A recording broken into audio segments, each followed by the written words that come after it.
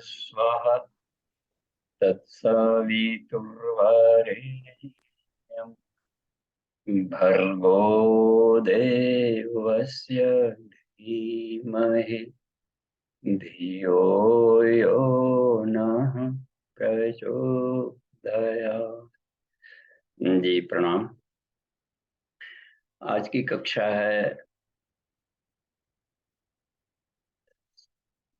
वेद मंत्रों और लौकिक मंत्रों में जो सरस्वती मंत्र से जुड़े हुए हैं, उसके श्लोक से जुड़े हैं, उसका प्रकरण आज से समग्र को तो आज की कक्षा में हम नहीं लेंगे, उसको श्लोक वाइज निर्धारण किया गया है। तो आज की कक्षा में हम लोग ने कर्मकांड भास्कर के शुरुआत वाले जो गुरु वंदना और सरस्वती वंदना के मंत्र हैं, व्यास वंदना, तो वहां से, चूंकि हम सबके पूज्य गुरुदेव कर्मकांडी भी थे, तो पूज्य गुरुदेव कर्मकांडी, तो उनके शिष्य को भी कर्मकांड की जानकारी होनी चाहिए। विश्व का सबसे बड़ा मांत्रिक, यांत्रिक, तांत्रिक, वैज्ञानिक, आध्यात्मिक, संत और एक समग्र व्यक्तित्व एक जगह केंद्रित हो, समझिए कितना बड़ा व्यक्तित्व। तो बहुमुखी आयाम के धनी थे पूज्य गुरुदेव। तो अब भगवान बुद्ध ने के समय में देखिए, थोड़ी सी बैकग्राउंड जाते हैं कि कर्मकांडों की क्यों जरूरत है। ये कर्मकांड में वो जो वैदिक मंत्रों का प्रयोग होता है, तो उन मंत्रों के साथ में यदि हम अपने को, उसके यथार्थ ज्ञान को, अपने तप को जोड़ दें, तो आत्मिकी पर पूर्ण नियंत्रण होगा और भौतिकी जगत को नियंत्रण करने में सुविधा होती है। क्योंकि हर क्रिया के साथ में बैकग्राउंड में कुछ न कुछ विचार काम करता है, और विचार यदि शुद्ध हो तो क्रियाएं शुद्ध होगी। तो विचार को शुद्धिकरण के प्रोसेस का एक ध्वनि विज्ञान है ये मंत्र। सारा संसार दैवाधीनम जगत सर्वे, देवताओं की अधीन है। देवता का मतलब है डिवाइन एनर्जी। तो डिवाइन एनर्जी सारे सृष्टि को चला रही है, और इस डिवाइन एनर्जी पर नियंत्रण करके, संपर्क स्थापित करके, इच्छा अनुसार कैसे काम लें, इसके लिए मंत्र विज्ञान है। तो दैवाधीनम जगत सर्वे, मंत्राधीनम च देवता। और यह मंत्र किसके अधीन है? तो तपस्वी साधकों के अधीन होता है, जिन्होंने अपने वाणी का तप किया हो, चरित्र चिंतन व्यवहार को तपस्वी बनाया हो, तो उसके शरीर में एक बिजली पैदा होती है जिसको कहा जाता है वाक शक्ति। तो जो आदमी बोलता है तो उसमें प्राण की मात्रा घुल जाती है। तो वह यदि प्राण ऐसा हो जाए कि सत्य भी हो और मधुर भी हो, मधुमती, सरस भी हो और सत्य भी हो, तो वो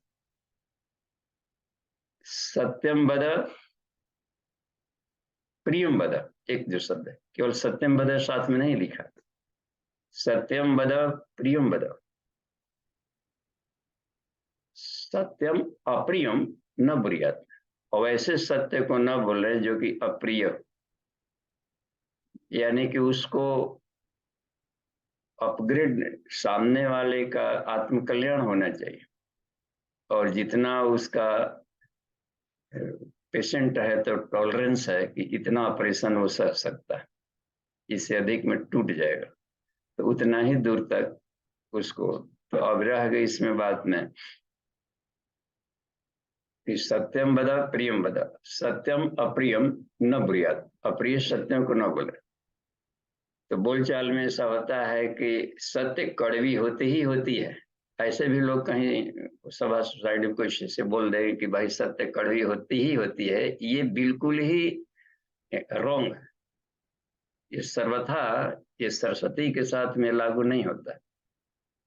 यदि सत्य ईश्वर सत्य है तो सत्य कड़वा होगा तो कौन पूजा करेगा? ईश्वर फिर पूजा कहाँ हो जाए पाएगी? कौन ईश्वर के साथ दोस्ती करेगा जी, क्योंकि कड़वा है।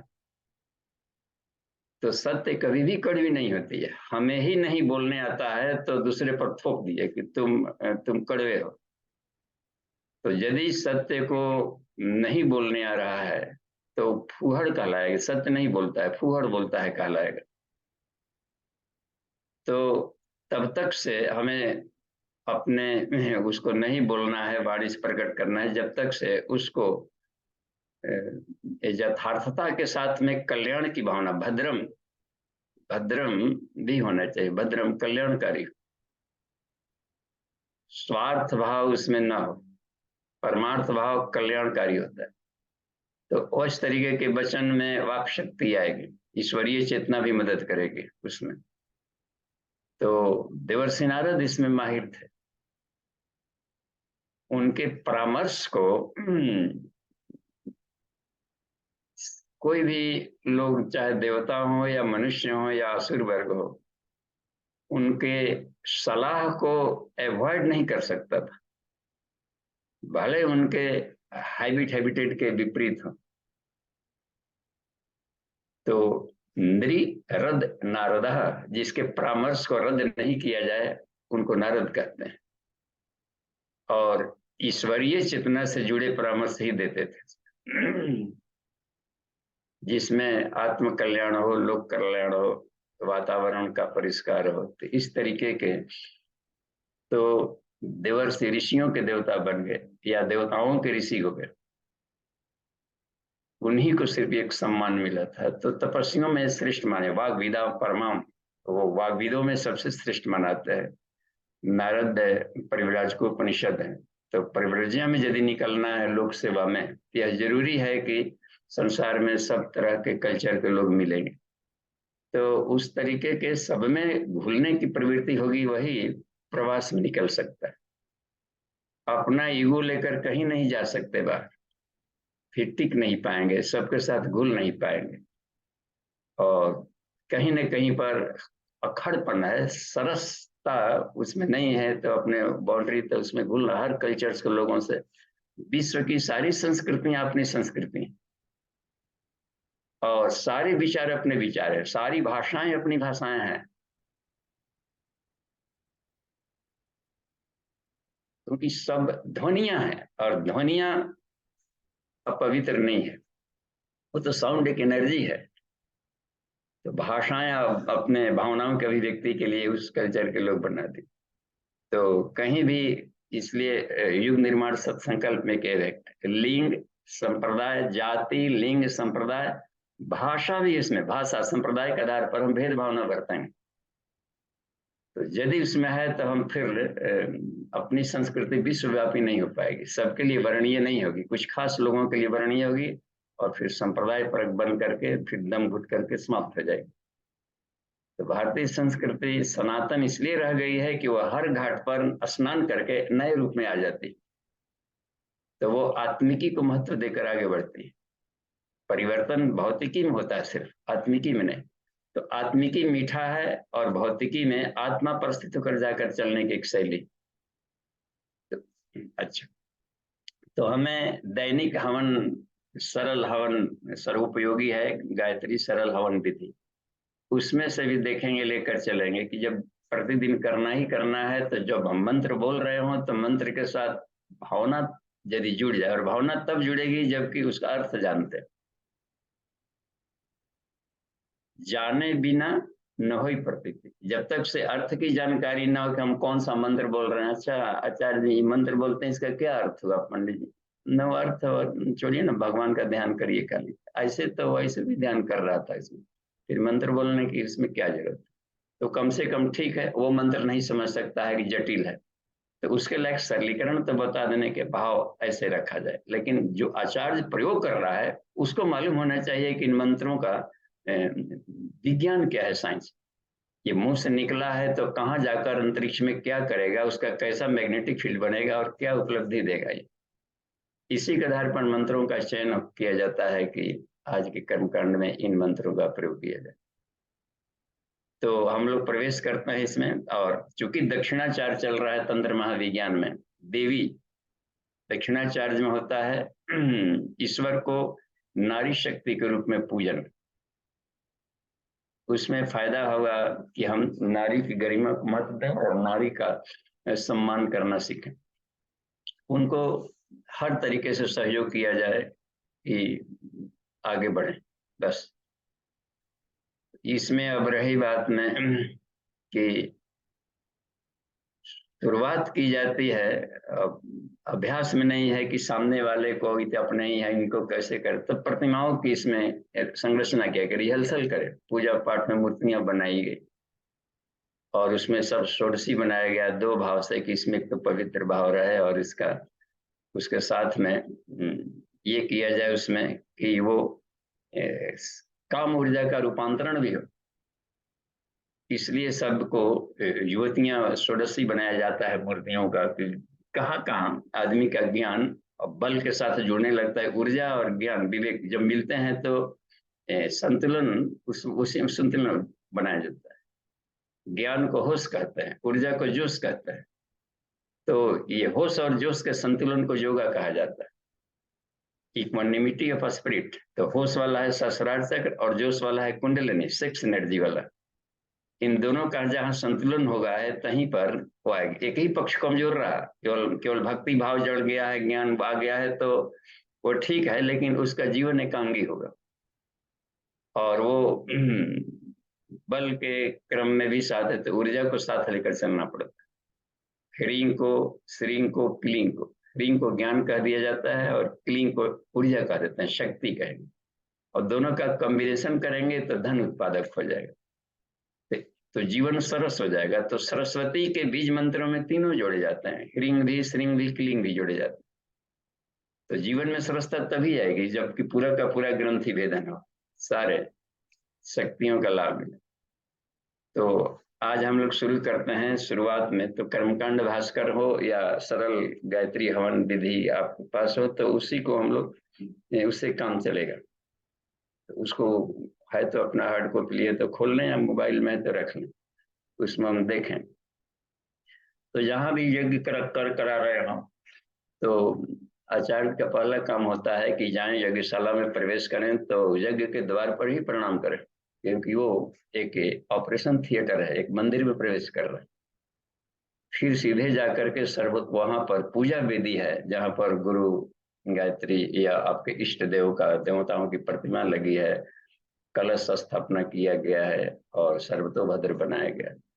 देवताओं का पीठ जहाँ बनाया गया, सीधे यहाँ पर गए तो सीधे वहां जाएं, वहां जाकर प्रणाम करके और उनके साथ विनया अवनत हुआ जाए। बस नमन बंदन करें, श्रद्धा ले, संरक्षण ले कि हम आपके दूत बनकर आए हैं। बस आप हमसे आज्ञा लेना कहिए कि आप हमारा उपयोग कर सकते हैं, आपके अनुशासन में यहाँ पर हम काम करेंगे।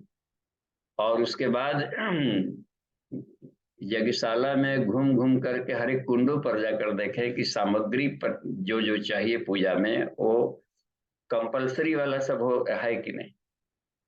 बहुत लेथार्जी भी ना हो, इतना सारा सामान भी ना वहां बटोर ले कि फिर टाइम टेकिंग होगा हर एक का यूज करने में, मंत्र बोलने में।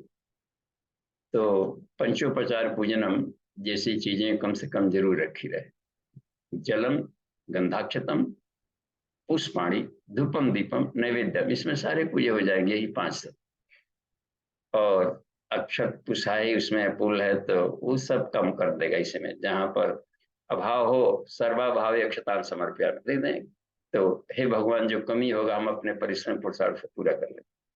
तो एक तो संक्षिप्तीकरण होना चाहिए समय के आधार पर। लोगों के पास आज फास्ट लाइफ है तो बहुत लेथार्जी प्रोसेस से वहन नहीं करेंगे। वो चाहते हैं कि थीम मिले, साइंटिफिक हो, स्वीट एंड शॉर्ट कर्मकांड, छोटा हो और मीठा हो, ऐसे कर्मकांड में हो तो उसमें पढ़े लिखे लोग भी भाग ले लेंगे। अब जाएंगे कहीं पूजा कराने तो सर जी आप भी रहेगा, चाहे ऑफिसर है, उनका अपना ड्यूटी होता है, इंगेजमेंट अधिक है घर में, और श्रद्धा है महिलाओं के पास में, व्रत त्योहार पूजा पाठ के प्रति थोड़ी अधिक श्रद्धा है, देवत्व है। तो एकादशी व्रत करना है, आज यह कथा है, तो दोनों पति पत्नी बैठे। देखिए मलकिनी रहेंगे, हमको तो यहाँ ड्यूटी है जाने का, वो जानते हैं कि पंडित जी आएंगे फिर घंटों लगाएंगे इसमें, फिर हमारा वो सब डिस्टर्ब होगा। अलाउ तो मिल जाएगा, लेकिन सहचरत्व का वहां पर अभाव होता है, इसलिए कि टाइम टेकिंग बना दिए। तो किसी भी चीज को बहुत बड़े भी लेथार्थ किया जा सकता है, जिस दिन टाइम हो, छुट्टी हो, हॉलीडे के दिन, उस दिन दोनों बैठ सकते हैं, या तो उसको चयन करें, या फिर स्वीट एंड शॉर्ट, बस कि 15 मिनट बस लगेगा, 15 मिनट का भाग ले लें, वो कर लेंगे और प्रोसेस उतने में हो जाएगी। तो इसीलिए गुरुदेव ने कर्म कांडों को, जहाँ 1958 में लेतार जी बड़ा कर्म कांड सर्वतोभद्र, बृहद सर्वतोभद्र बनाया गया था, योगिनी मंडल, नक्षत्र मंडल, विनायक द्वादश मंडल, पूजा करने में दिन भर एक दिन केवल लग जाता था, आवाहन ही करने में सब उसमें जगह, उसको गौण करते गए, छोटे करते गए, और कर्मकांड को भी उसको बीच बीच में समय अंतराल में कर्मकांड के मौकाओं को कम करते गए, और अंत में आते आते युग संस्कार पद्धति, युग यज्ञ पद्धति पर आ गई। दीप यज्ञ काफी है, दीपक जला लें, हर एक मजहबों में दीपक जलाई जाती है। दीपक में घी भी है, बाती भी है, अगरबत्ती भी जल रहा है, लकड़ियां है, घी है, सब केवल मंत्र भर बोलना है। कितना है सरल है, हर कोई उसमें एक साथ सम्मिलित हो सकता है, और वो सबसे शक्तिशाली होता है दीप यज्ञ। और हर घर में यज्ञ तभी होगा जबकि मंत्रों को कम करेंगे, समेटेंगे, और केवल गायत्री मंत्र से सब काम किया जा सकता है। गायत्री मंत्र से आवाहन करें, गायत्री मंत्र पूजन करें, गायत्री मंत्र से आहुति दिया, गायत्री मंत्र से प्रणाम करके चल पड़े, एक मंत्र काफी है। और जहां पर अधिक छुट्टी है, ये लाभ है, तो विशिष्ट मंत्रों का प्रयोग कर लिया जाए कभी कभार के लिए, लेकिन ऑर्थोडॉक्स नहीं बना जाना चाहिए। कभी कभी होता है कि सारे मंत्र अब कर्मकांड आ गया, उसमें हम लोग अब वो एक लकीर बन गया, लकीर बन गया है, तो अब आधा घंटा में करना हो, और आदत हो गई है 1.5 घंटा में हवन कराने का, तो आधा घंटा में समेटना है। तो अब जिसे ट्रेन खूब तेज चलती है, तेजी तेजी मंत्र बोलने लगेंगे, तो उसमें भाव क्या बनेगा? तो आवश्यक नहीं है कि सारे मंत्र बोलने जाएंगे, उसके में से एक मंत्र यहाँ का चुन लिया। जैसे अब गुरु वंदना में 3-4 मंत्र है, कोई एक मंत्र चुन लिए बस, उसमें से सरस्वती वंदना में उसमें से एक मंत्र चुन लिए। तो अब इस तरीके से एक एक मंत्रों को ला करके, और सर्वदेव आवाहन में करना है तो त्रिदेव आवाहन कर लिया, गुरु गायत्री यज्ञ को त्रिदेव कहलाते। या मान ली कि 33 कोटि देवता हैं, देवियां भी हैं उतने ही हैं, जितने देवता उतने देवियां फिर हो गई। तो सबके पूजा करने में के, तो देवताओं से एक प्रतिनिधि गणेश को ले लिया, देवियों का एक उसमें से लीडर ले लिया गौरी को, गणेश गौरी पूजन किए, आगे बढ़ेंगे। या सारे देवताओं को एक बार में प्रणाम करना है, तो ऐसे भी मंत्रों की खोज की है कुछ गुरु ने। ओम मनो ज्योतिर्जुष्णाम आजस्य बृहस्पति यज्ञम इमं तनु त्वरिष्ठं यज्ञं समिमं दधात विश्वे देवासी हम आद्यम ताम ओम प्रतिष्ठित। ओम में सारे सारे देवता हैं, और विश्वे देवा, विश्व ब्रह्मांड के हर एक घटक, हर पार्टिकल की ऊर्जा यहाँ पर आवे। कितना एक सरल है मस्ती से, तो हर के लिए ऑप्शन बताए गए हैं। तो हम किसी टाइम फैक्टर में भी, तो मिनिमम में घंटों के बाद मिनटों में भी की जा सकती है। तो आज हम लोग चलते हैं सरल हवन विधि को, में उसमें देखते हैं कि यज्ञशाला में गए, द्वार पर प्रणाम करना, रेस्पेक्ट, सीधे जाकर सर्वतोभद्र पर प्रणाम करना, कुंडों को देख लिया जाए कि इसमें से सामग्री सब है कि नहीं। मान जी कि उसमें पान सुपारी नहीं है, यह है, तो पूजा वेदी पर बैठ करके सीधे पान चढ़ाओ, सुपारी चढ़ाओ, देखा कि पान था ही नहीं, अरे पान लाओ जी दुकान से, अब सब डिस्टर्ब हो जाए। अच्छा सुपारी नहीं, तो इससे काम चला लीजिए। तो उस जो बैठा हुआ है बेचारा जजमान, वो सोचेगा कि आज हमारा काम चलाऊ हुआ, आज कौन सुपारी पान इतने में।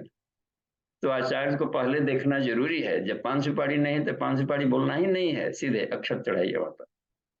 तो इसलिए जरूरी होता है कि हम देख लें कितनी सामग्रियां। तो यह है, तो जल नहीं है तो सीधे प्रयोग कर देंगे कि भावनाओं से ऐसा करें, भावनात्मक पवित्रीकरण करें। तो देखना जरूरी है कि कितनी सामग्रियां यहाँ पर है, उसी सामग्री में हमको करानी है। और यदि आवश्यक है, सरल है, नहीं है, तो हल्का फुल्का तैयारी करवा लिया जाए। लेकिन जब फ्लो चले पूजा का क्रम, तो बीच में मत टूटे, इसका ध्यान दीजिए। तो उसमें होगा फ्लो चलता है, फ्लो में प्रवाह रहता है, प्रवाह खंडित होगा तो फिर वो फिर तारतम्यता नहीं बन पाएगी। और कर्मकांड में एक और भी बात देना चाहिए कि भाषणात्मक नहीं होना चाहिए, उसमें संतुलन बिठाना पड़ता है। एक बार मंत्र बोलिए, पवित्रीकरण ले लिया और बोल रहे हैं, तब तक इतना व्याख्या कर दिए कि उसका पानी चू गया। अब चू गया तो बार बार ले रहा है, बार बार चू रहा है, तो ये फिर जाकर के कर्मकांड का एक छोटा और शानदार स्वरूप नहीं हो। कम से कम में व्याख्या मंत्रों का प्रयोग स्वीट एंड शॉर्ट आगे भागे। तो अगली लाइन व्याख्या है तो दूसरे जगह कहीं कर देंगे, या कल उस वाक्य को बोल दिया जाए, लेकिन नवीनता भी रहेगी, वेरिएशंस भी रहेगा। ये सब क्लू बताते हैं, जिसको जो गुरुदेव ने गाइड किया था, जिन्होंने पूरे देश में निकलते थे टोलियां हम लोग का, तो उससे कुछ क्लू बताते हैं कि जो आपका बड़ा सरल होगा, और घर में भी करेंगे। लड़कियों को सीखना चाहिए, हर घर की महिलाओं को अपना सिखाया जाए, क्योंकि बाहर से क्यों हम बोरो प्लेयर बुलाए। भारत एक ऐसा देश है, इसके हर घर में, घर घर ज्ञानी मुनि पंडित होना चाहिए, घर घर ज्ञानी मुनि पंडित। अब मुहूर्त है इतना बजे, अब सरस्वती पूजा करा लेना है इतना बजे करना, तो हर एक घर में हर कोई जानता होगा पूजा पाठ, तभी संभव है कि एक बार में सब लोग कर ले। अब एक पंडित जी आ रहे हैं, पूरे 15 जगह दुर्गा जी रख लें, सरस्वती जी रख लें, उनका यहाँ पहुंच रहा है 10 बजे, उनके यहाँ शाम को पहुंच रहे हैं, और मुहूर्त सुबह का फिर खत्म।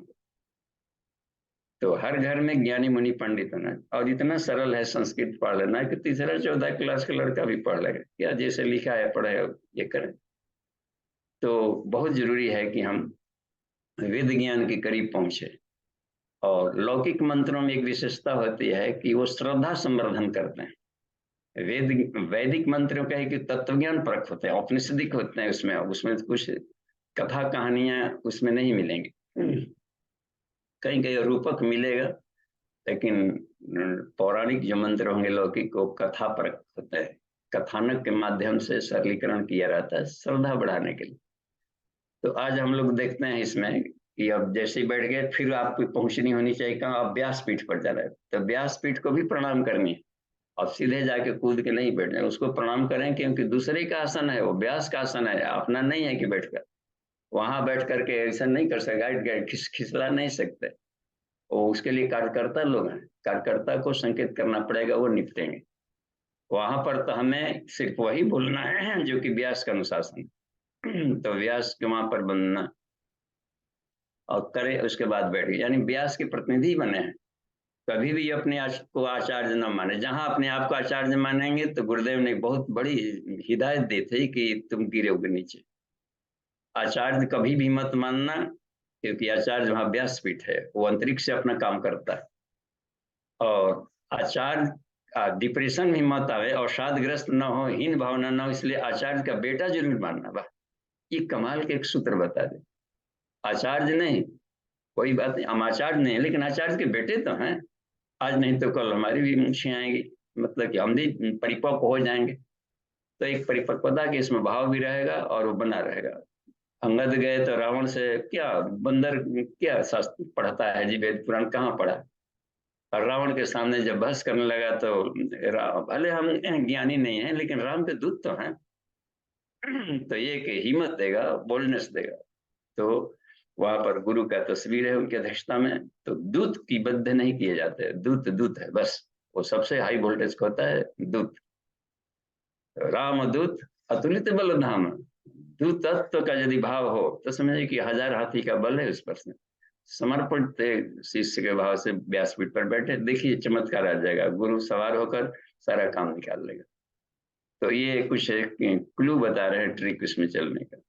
अब यहाँ पर जब बैठे हो, तब जब देखें सब कुछ हो, तो गायत्री मंत्र से प्रणाम कर लिया। अब शुरुआत जहाँ करनी है, तो उसमें शुरुआत में तीन तीन देव शक्तियों को प्रणाम करना होता है, क्योंकि तीनों का उपयोग करना है पूरी यज्ञशाला में। पहला है गुरु के अनुशासन में गुरु वंदना, तो गुरु वंदना उसमें मिलेगा, ब्रह्मानंदम के जो मंत्र है गुरु वंदना। उसके बाद है सरस्वती वंदना, ये सब यज्ञ के अधिष्ठात्री शक्ति होते हैं, गुरु, सरस्वती और व्यास। सरस्वती वंदना इसलिए कि अब वेद मंत्रों का प्रयोग करना होगा यार। तो वेद मंत्रों में वाणी में सरसता आवे और वाणी में उपशक्ति आवे, ताकि इनके अंतःकरण को प्रभावित किया जा सके और उद्देश्य पूरा हो सके।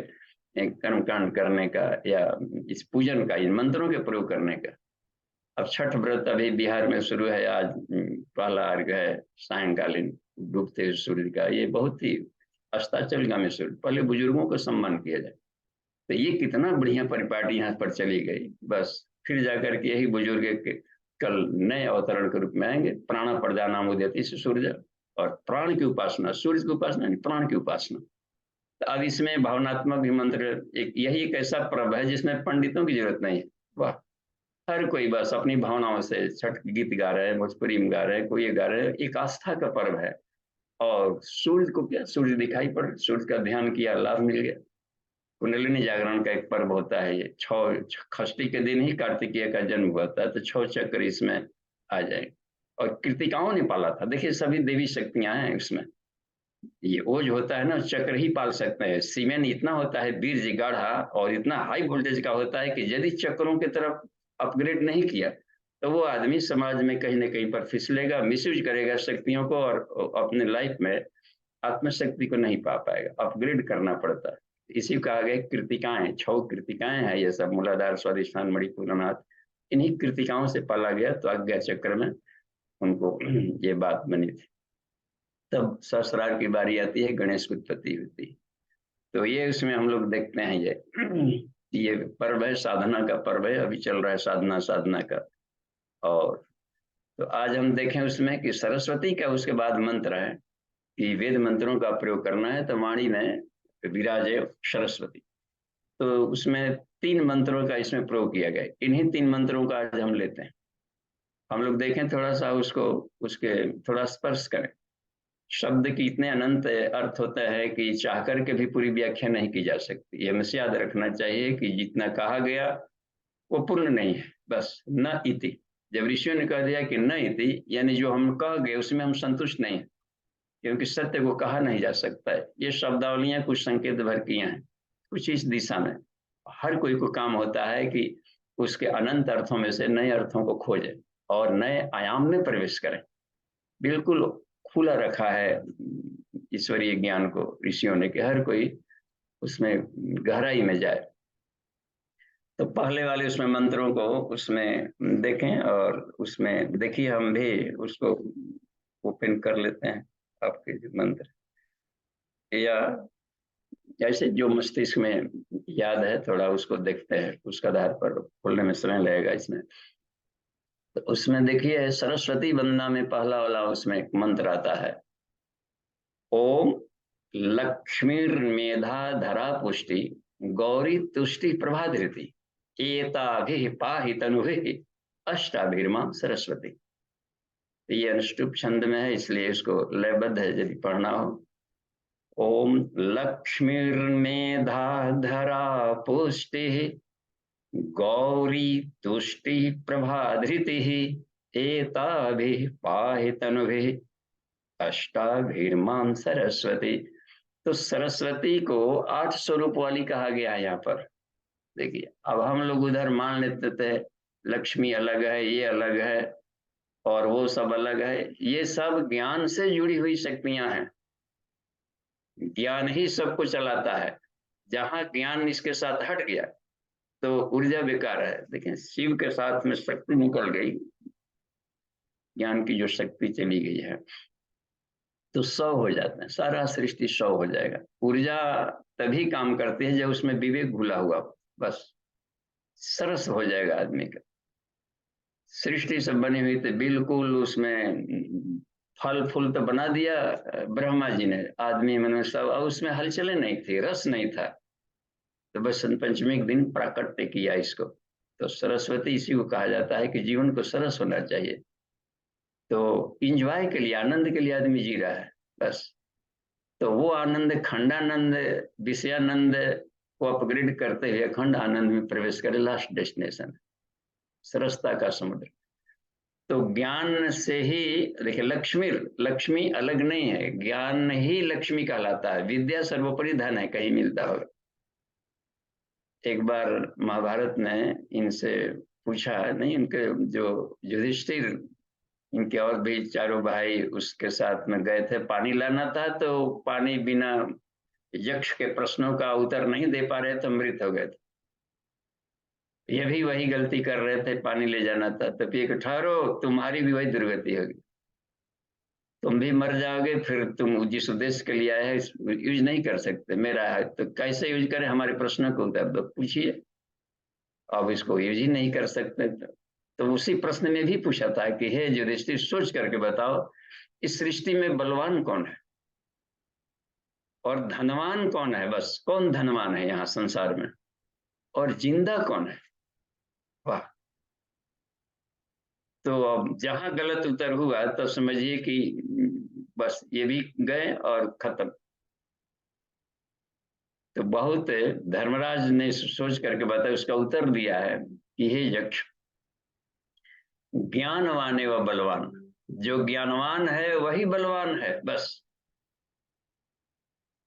अज्ञानी आदमी हर जगह डर डर के जीता है, हर जगह डरता है। आत्मावलंबन, आत्मज्ञान है तो आदमी संसार में बिल्कुल निरालंब रह लेगा। जस फिर सोचेगा हमारा फिर क्या होगा, वो क्या होगा, डर इसलिए कि उसको ज्ञान नहीं है ना कि अब हम आत्मा निरालंब है। जहां आलंबन लेंगे तहां समझिए कि आदमी अपने को कमजोर कर रहा है। तो बलवान वही कहलाता है जो कि बिल्कुल ही आत्मावलंबी है। तो आत्मज्ञान से ही संभव होता है, आत्मज्ञान सबसे बड़ा ज्ञान बन गया। इसके ऊपर भी होता है ब्रह्मबल, ब्रह्म ज्ञान, ब्रह्म वर्चसम, आत्म वर्चसम। तो ज्ञानवान व बलवान, ज्ञानवान व धनवान, जो ज्ञानवान है वही धनवान है। ज्ञान है तभी, अब देखिए कोई लेबर अपना काम कर रहा है, दिन भर मेहनत किया, मजदूरी किया, पसीने से लथपथ है, और मजदूरी में थोड़ा सा लेकर पैसा घर में आ रहा है। और ऑफिसर गए हैं, जब मैनेजर गए हैं वहां पर, व्यवस्थापक पहुंचे हैं, मैनेजर पूरे इसका देखिए ऊंचा को एमडी आ रहे हैं सीधे, सबसे सुप्रीमो, वो गए बेचारा, वो एसी ऑफिस में बैठे हुए ही, और जाकर 1 घंटा काम किया, देखिए इतना नोट का बंडल लेकर के आते।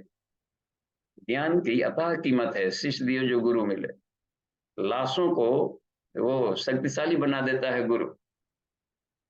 शेक्सपियर ने एक बार कहा था कि अज्ञानी रहने से जन्म न लेना बेहतर है, बस। उसको बिना पूंछ सिंह का, बिना सिंह पूंछ का जानवर कह सकते हैं आदमी, पशुता है। अज्ञानता हर क्षेत्र में है, सारे दुखों का कारण अज्ञान है। मालूम ही नहीं है कि हमारा शरीर है, तो शरीर के अपने ही बारे में जानकारी नहीं है, कैसे भोजन खाते हैं, कहाँ जाता है, क्या करता है, शरीर में खट्टा खा रहे हैं, खट्टा की जरूरत है कि नहीं है, उल्टा पुल्टा हो जाएगा, मूली खा रहा है, दूध पी रहा है, दोनों मालूम ही नहीं कि दोनों साथ में पॉइजन हो जाता है। टमाटर भी फायदेमंद है, दूध भी, जहां जोड़े देते हो गैस फॉर्मेशन तुरंत हो जाएगा। अज्ञानता सारे दुखों का कारण। कहीं भी कोई जीव जंतु काट दिया, कुछ भी हो गया शरीर में, रोड एक्सीडेंट, टॉर्चर हो जाएगा कोई, तो आदमी रोने बिलबिलाने लगता है। इसका मतलब ज्ञान की कमी है। जब मालूम हो जाएगा कि मैं शरीर नहीं हूँ, आत्मा हूँ, तो शरीर से अपना को तुरंत कट ऑफ कर लेगा और ट्रीटमेंट भी करेगा, हंसता भी रहेगा। फौजी लोग देखिए कितना कमाल के होते हैं, घायल है फिर भी युद्ध कर रहे हैं। क्षत्रियों के कहा गया कि गोली लग, जब तो घायल होता है तो उसकी हौसला बढ़ता है ना, कि डर के भाग जाएगा कहीं। तो ज्ञान के आधार पर ही सारी चीजें, जो ज्ञानवान है वही धनवान है, बस। थोड़े से ज्ञान के लिए पढ़ाया जाता है, लड़के को यहाँ पढ़ाइए, वहां पढ़ाइए, वहां भेजते हैं, फॉरेन पढ़ रहा है हमारा लड़का, तो जी कोटा तैयारी करने, ये सब कर। क्यों? जो ज्ञानवान है वो धनवान है, कलम का धनी बने। कलम द्वारा की पूजा की जाती है इसमें, सरस्वती में। धनी बनाए ज्ञान का। एक सिग्नेचर का समझिए कितना कीमत है, मृत्यु दंड भी दे सकता है, एक सिग्नेचर है, किसी को लाइफ को चमका भी सकता है। कलम कितना ज्ञान का है, कमाल का चीज है। तो ज्ञान को सबसे बड़ा संपत्ति कहा गया है, बस। तो कहीं से भी बात इसमें कहा जाता है कि ये राम मनोहर लोहिया कहीं विदेश से यात्रा से जहाज से उतरे थे, मद्रास कहीं वहां पर उतरे, तो पैसा ही नहीं था घर जाने का। तो सोचे अब कहाँ से पैसा आएगा, क्या करें, तो पहुंच गए, जो प्रेस उस समय का चलता था वहां पर, अखबार वाले के पास पहुंचे, कहे कि आज का संपादकीय हम लिखेंगे। अच्छा, आप लिखते भी हैं क्या, संपादकीय लिखेंगे, इतने बड़ा पर, हाँ लिखेंगे, तो दीजिए तो थोड़ा सैंपल। तो उन्होंने लिख करके समरी करके इतना दिया शानदार कि उसको वो खुद ही लट्टू हो गए, देखकर आश्चर्य किए कि इतना बढ़िया संपादन करने वाला व्यक्ति सामने खड़ा है। और लिखा, इतना पेपर, पूरे सबसे अधिक पेपर उस दिन का बिका। तो कहा कि इसे आप परमानेंट हमारे यहाँ संपादक हो जाएं, आपका जितना संपादक इसका वेतन भी दुगना चौगुना देंगे। कहा कि यार हमारा भाड़ा घट गया था इसलिए ऐसा किए थे, खाली भाड़ा दो हमको, बस जा रहे हैं हम, कोई यहाँ पर नौकरी नहीं करना। ज्ञानवान है वो धनवान, बहुत ही कमाल की बात है। ऑपरेशन करना है, कहाँ हार्ट है, ब्रेन ट्यूमर भी नहीं, क्योंकि लाखों रुपया कार्डियक डॉक्टर को मिल जाता है खाली हार्ट का ऑपरेशन करना। नॉलेज है बस। जो ज्ञानवान है वही धनवान है। चक्रों की जानकारी है, कहाँ है, ये करना है, कैसे खोला जाए, कैसे क्या करे। जद ब्रह्मांडे तत्पिंडे, जो सारा ब्रह्मांड में शक्तियां शरीर में भी है। यदि बाहर रोग दुख है, बाहर औषधियां है, तो शरीर के रोगों को भीतर की औषधियां भी होंगी। प्लांट्स भी सारे लगे हैं, पौधे हैं, वनस्पतियां हैं, औषधिया शांति, वनस्पति शांति। सारे रोम रोम को कहा गया है कि सारी वनस्पतियां हैं। रेयर वो कैक्टस होते हैं इसमें, ये पौधे प्लांट्स है जो कि इस तरीके के बन गए। जितनी रोम रोम में ऋषिगण है, सत्ताएं हैं, प्राण है। जानकारी नहीं है तो रोगों को आदमी ढो रहा है सब दिमागी मेंटल हर जगह। तो भीतर से ही रोगों को निकाल करके सेल्फ प्राणिक हीलिंग कर लेगा। तो ये नॉलेज कहता है कि लक्ष्मी शब्द कहा गया यहाँ पर बस। तो हमें ज्ञान रूपी धन को, ये सबसे बड़ा धन है विद्या, शीश दिए जो गुरु मिले। तो कहा कि लक्ष्मी के रूप में हे सरस्वती आप 8 स्वरूप वाली हैं। संपदा के रूप में आप बस एक। मेधा, देखिए मेधा, मेधावी है, छात्र मेधावी है, थॉट प्रोसेसन आईक्यू लेवल होना चाहिए। क्विक एंड करेक्ट डिसीजन, जिसमें था आइंस्टाइन का था वो 160 का, 100 से नहीं, वो 160 उनका आईक्यू रहता था। मुझे गुरुदेव कभी हमेशा इसे कहीं और ऋषियों का बहुत ही आईक्यू अधिक रहता है, दूर की बातें तक सोल्यूशन दे रहा, न कि यहाँ भूत भविष्य वर्तमान पिपलाद ऋषि जानते थे, त्रिकालज्ञ। सिर्फ आईक्यू लेवल होता है जो कि संसार के परमाणुओं के हलचलों को जानने वाला होता है मेधा। तो आत्मिकी का क्षेत्र अलग है, लेकिन एक मेधा क्षेत्र संसार में काम करता है बस। नायम आत्मा प्रवचन मेधया, मेधा से वो मिलेगा नहीं, लेकिन मेधा से संसार को हैंडल करने की क्षमता मिलती है। तो हमें दोनों तरह की शिक्षा और विद्या, सरस्वती के दोनों रूप हो जाते हैं, विद्या आत्मिकी और भौतिकी। भौतिकी क्षेत्र में सारे साइंस ज्ञान विज्ञान काम कर रहे हैं, उपार्जन का एक बढ़िया तरीका है। तो मेधावी छात्रों को तो मेधा के रूप में हमें संसार के सारे सुखों को देती हैं, सरस बना देती हैं लाइफ में, सांसारिक जीवन सरस होता है। तो उसमें लक्ष्मी मेधा धरा, देखिए धरा का मतलब होता है पृथ्वी वाले गुण, शरीर भी पृथ्वी तत्व से बना पूरा का पूरा।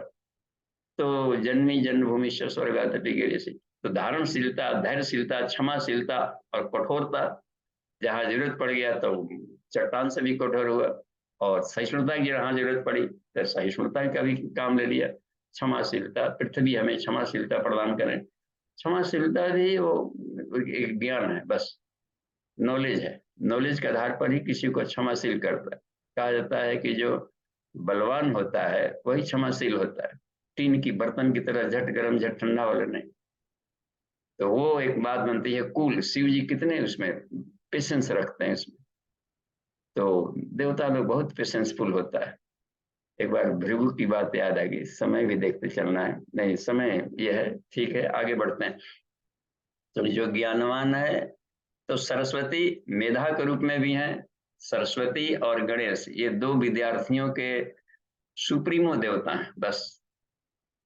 तो जीवन को सरस बनाने के लिए हमें मेधा को, ये फ्रंटल लोब मेधा वाला काम करता है, ब्रेन में थॉट प्रोसेसिंग की क्षमता अधिक होनी चाहिए, क्विक एंड करेक्ट, अपनी गति खुद सुलझाने वाला ये होता है मेधावी। आगे उसमें हम लोग चलते हैं इसमें लक्ष्मी मेधा धरा पुष्टि, और उसमें गौरी तुष्टि प्रभा धृति। तो इसमें देखते हैं धृति एक आ गया, तुष्टि और पुष्टि। लक्ष्मी मेधा धरा पुष्टि गौरी तुष्टि प्रभा देती। तो जिसमें तुष्टि है, पुष्टि है और धृति है, तीन शक्तियां आ गई। तो ये तीन शक्तियां आपको षोडश मातृकाओं में भी मिलेगा, वहां पर इसमें आएगा धृति पुष्टि तथा तुष्टि। तो जो स्टूडेंट्स होते हैं, विद्यार्थी जीवन में सरस्वती की पूजा की जाती है। तो धृति का मतलब होता है कि इंटरेस्ट होना चाहिए सब्जेक्ट में। लड़का फेल कर गया, इसका मतलब है कि पढ़ने में मन नहीं लग रहा होगा। इतना हम कोशिश कर रहे हैं जाने, तो खुद की उसका इंटरेस्ट होगा तभी आएगा। तो दिलचस्पी पैदा करने के लिए कि जब बोपदेव जैसा महामूर्ख व्याकरण बन सकता है, महामूर्ख कालिदास बन सकता है, तो हम तो विचार क्लास, जब मसीह कागज छुओ नहीं, अनपढ़ गंवार बिल्कुल नहीं कागज कलम, वो इतना बड़ा ज्ञानवान बन गए कबीरदास, हम लोग थोड़ा बहुत पढ़े लिखे हैं, क्यों नहीं बन सकते? तो मोटिवेशन जो मिलता है इसमें करने का, इंटरेस्ट जगानी चाहिए छात्रों में जो मंद बुद्धि का, पढ़ाई का यहाँ पर फायदा, वहां फायदा, यहाँ फायदा, नहीं पढ़ोगे यहाँ घाटा, वहां घाटा, यहाँ घाटा, घाटा ही घाटा है, जीवन में नरक बन जाएगा। तो अब यार इतना फायदा है लाइफ में, तो इस वाले एज फैक्टर को हम क्यों बर्बाद करें? शुरुआत में विद्यार्थी जीवन, अधिक से अधिक ज्ञान लाइफ टाइम अपने को स्टडी करना चाहिए। वेद ने तो आदेश दे दिया, अहरह स्वाध्याय, रात दिन स्वाध्याय करो, सेल्फ स्टडी करो, आत्मिकी का अध्ययन करो। सब कहाँ है जी लाइफ का? थोड़ा सा भी समय मिल गया, पेट भरने की व्यवस्था हो गई, सारा जीवन खपा देना चाहिए आत्मिकी की खोज में। तो ये इसमें जब रह गए थे, तो वो इंटरेस्ट होगा तभी होगा। तो इंटरेस्ट जब होगा, इंटरेस्ट ही जन्म देता है कंसंट्रेशन को। तो उसमें जब बात बनती है, तो उसमें द्वितीय पुष्टि, पुष्टि कहते हैं, इसमें आता है द्वितीय पुष्टि, और उसमें जब बात बन जाती है और कंसंट्रेशन आता है, कंसंट्रेशन कहते हैं इसमें। तो एक हो गया इंटरेस्ट, दूसरा है कंसंट्रेशन, और कंसंट्रेटेड माइंड से आधा घंटा भी पढ़ा जाए तो घंटों के लेसन को याद कर लेगा। तो कंसंट्रेशन तभी बनेगा जबकि इंटरेस्ट हो। ये मन नहीं लग रहा था तो गार्जियन परेशान है कि कहाँ भाग गया, पढ़ नहीं रहे, पढ़। अब जहाँ उसको इंटरेस्ट लग गया, गार्जियन का हेल्प मिले ना मिले, पढ़ लेगा जी, कहीं फुटपाथ पर पढ़ लेगा, पढ़ लेगा, पा लेगा, चाहे लकड़हारा हो, बन जाएगा, राष्ट्रपति बन जाएगा। तो जुनून पैदा करता है इंटरेस्ट में, और कंसंट्रेशन वही ले आ देगा। वो रात बिरात जग करके पढ़ रहा। हम ये सब थे, शुरुआत में थे कि हम गार्जियन, हमको हाँ खुद हमारे को खूब पीटते थे कि पढ़ता नहीं है, लफंदड़ी करता। और वही जब पढ़ने की तरफ इंटरेस्ट जगा तो इतना पढ़ने लगे कि गार्जियन मना कर लेगा कि सो जाओ तुम, स्वास्थ्य खराब हो जाएगा, अब सो मत, अब पढ़ना बंद करो। तो कहें मतलब कैसे जगा? तो इंटरेस्ट जगानी पड़ती है कि कितना महत्व है ज्ञान का, आत्मिकी का, इसमें जाने का। तो इंटरेस्ट एक तो हो गया, तो इसमें धृति हो गया, पुष्टि हो गया कंसंट्रेशन, और तुष्टि का मतलब होता है लेबोरियसनेस, श्रमशीलता, मेहनत, टाइम देना पड़ता है। जब बड़े बड़े समय है तो घंटों का, 1 घंटा क्यों पढ़े, 8 घंटा क्यों नहीं पढ़े? 8 घंटा हमें काम करनी चाहिए, स्टडी करनी चाहिए, श्रम देना पड़ता है। तो ज्ञान की भी साधना करने के लिए टाइम देना पड़ता है। जो संगीत विद्या में आगे बढ़ना है तब संगीत में टाइम देना पड़ता है, रिहर्सल। ऐसे नहीं सब खेल में आगे बढ़ रहे हैं, उन्होंने नेट प्रैक्टिस किया होगा, पसीना चुहाया होगा काफी मेहनत करने का। आज पहलवान बन रहे हैं तो वो रोज जाकर के अपने मलशाला में काम किया होगा। तो ये इसको कहते हैं श्रम देना करने का। यही सारी देवियां हैं ये सब। और देखिए कितना है, दक्षिणाचार में देवी पूजन किया जाता है, शक्ति साधना करे, शक्ति स्त्रीलिंग शब्द है बस। तो इस रूप में अपना लिया गया है। और धृति, मेधा तथा पुष्टि, गौरी कहते हैं क्योंकि उज्जवल है, गौर वर्ण की है, तो ज्ञान गौर वर्ण का होता है। शुभ ज्योति के पुंज अनादि अनुपम, नहीं तो कलर साइंस में फंसे रह जाएंगे। सारे कलर जहां मिलता है तो बिल्कुल व्हाइटनेस आ जाता है। जैसे जैसे चक्रों से बढ़ेंगे तो शुभ ज्योति, क्रिनियल रीजन में यहाँ पर कलर खत्म है, कलर की पहुंच सिर्फ विशुद्धि चक्र, शुभ ज्योति के पुंज। तो इसको कहा जाता है गौरी। पर्वत, पर्वत वासिनी है, कैलाश पर्वत पर वास करने वाली, हिली एरिया में व्हाइटनेस इसमें करने का, तो इसलिए उनका एक नाम है गौरी। हे ज्ञान, आप में श्वेत वस्त्रावृताम जो कहा जाता है, आप ज्ञान बिल्कुल धवल है, निष्पक्ष और कमाल का ज्ञान है। ये सारे इन रूपों में है सरस्वती, आप इन रूपों में रही। ये ताभि ही पाहि तनुभे, हमारे तनु कहते हैं, पर्सनालिटी हमारा है, जो आउरा है, आभा मंडल, इस बॉडी सिस्टम को महत्व कौन दिया है? इस पे जो आभा मंडल है। अब देखिए बॉडी सिस्टम तो रोगी था बेचारे रामकृष्ण परमहंस का, लेकिन उनके भीतर की जो आउरा थी, जो वो था, तो वो तनुवी कहलाता है असली में। वो अपने आभा मंडल का, पर्सनालिटी को तनुवी कहते हैं। चरित्र चिंतन जो व्यवहार है वो पर्सनालिटी कहलाता है, उसको तनु कहा गया है। आप इसकी रक्षा करें हमारी, ये कितना कमाल की बात है। एताभि पाहि तनुहि अष्टाभिर्मां सरस्वती, हे सरस्वती, हे माँ, हमें इनका पोषण दे करके हमारे इस व्यक्तित्व की आप गरिमा बना दें। कितना कमाल के, एक एक मंत्र में कितनी गहराई है अब समझिए केवल एक एक को पुष्टि को प्रैक्टिस किया जाए तो हमें मंत्रों की गहराई में उतरने की जरूरत है। फिर तो हर मंत्र आदमी को भले दूसरों का अपना को तो निहाल कर ही देगा। तो समझिए कितना इन शब्दावलियों में श्लोक का ध्यान दिया गया है। अभी सब लोग साधना करें, सारे ऋषिगणों ने सरस्वती की साधना की है, तभी जाकर के इसमें एक मिलता है। भरद्वाज ऋषियों में भरद्वाज को प्रथम माना जाता है इसमें। देखिए स्पेस साइंस का, बिल्कुल स्पेस साइंस उनका सब्जेक्ट था, आकाशीय विद्या थी इसका, अग्नि साइंस। और वो अग्नि था स्पेस साइंस वाला अग्नि है उनका, ज्ञानाग्नि वाला था, आत्मिकी कॉस्मस वो सब एरिया वाले में वो लोग करते थे। तो उनके कुछ ऋग्वेद के कुछ मंत्र हैं, ऋग्वेद के 8-10 ऐसे मंत्र हैं जो कि वो 10 श्लोकी कहलाते हैं। और उसका अश्वलायन ऋषि ने कितना प्रैक्टिकल कर लिया था कि आपको प्रज्ञोपनिषद में अश्वलायन के यहाँ जो छात्र निकलते थे वो धर्म धारकों में, वो उनके गुरुकुल से निकलने वाला छात्र बहुत ही प्रखर होता था, अन्य गुरुकुलों से ढेर सारे टॉपर्स उनके गुरुकुल से निकलते थे। तो वो अश्वलायन ऋषि ने गहन सरस्वती की साधना की। वाल्मीकि की सरस्वती की साधना देखी, कमाल की बात है, कहाँ उल्टा लाइफ स्टाइल और कहाँ उल्टा लाइफ स्टाइल हो गया।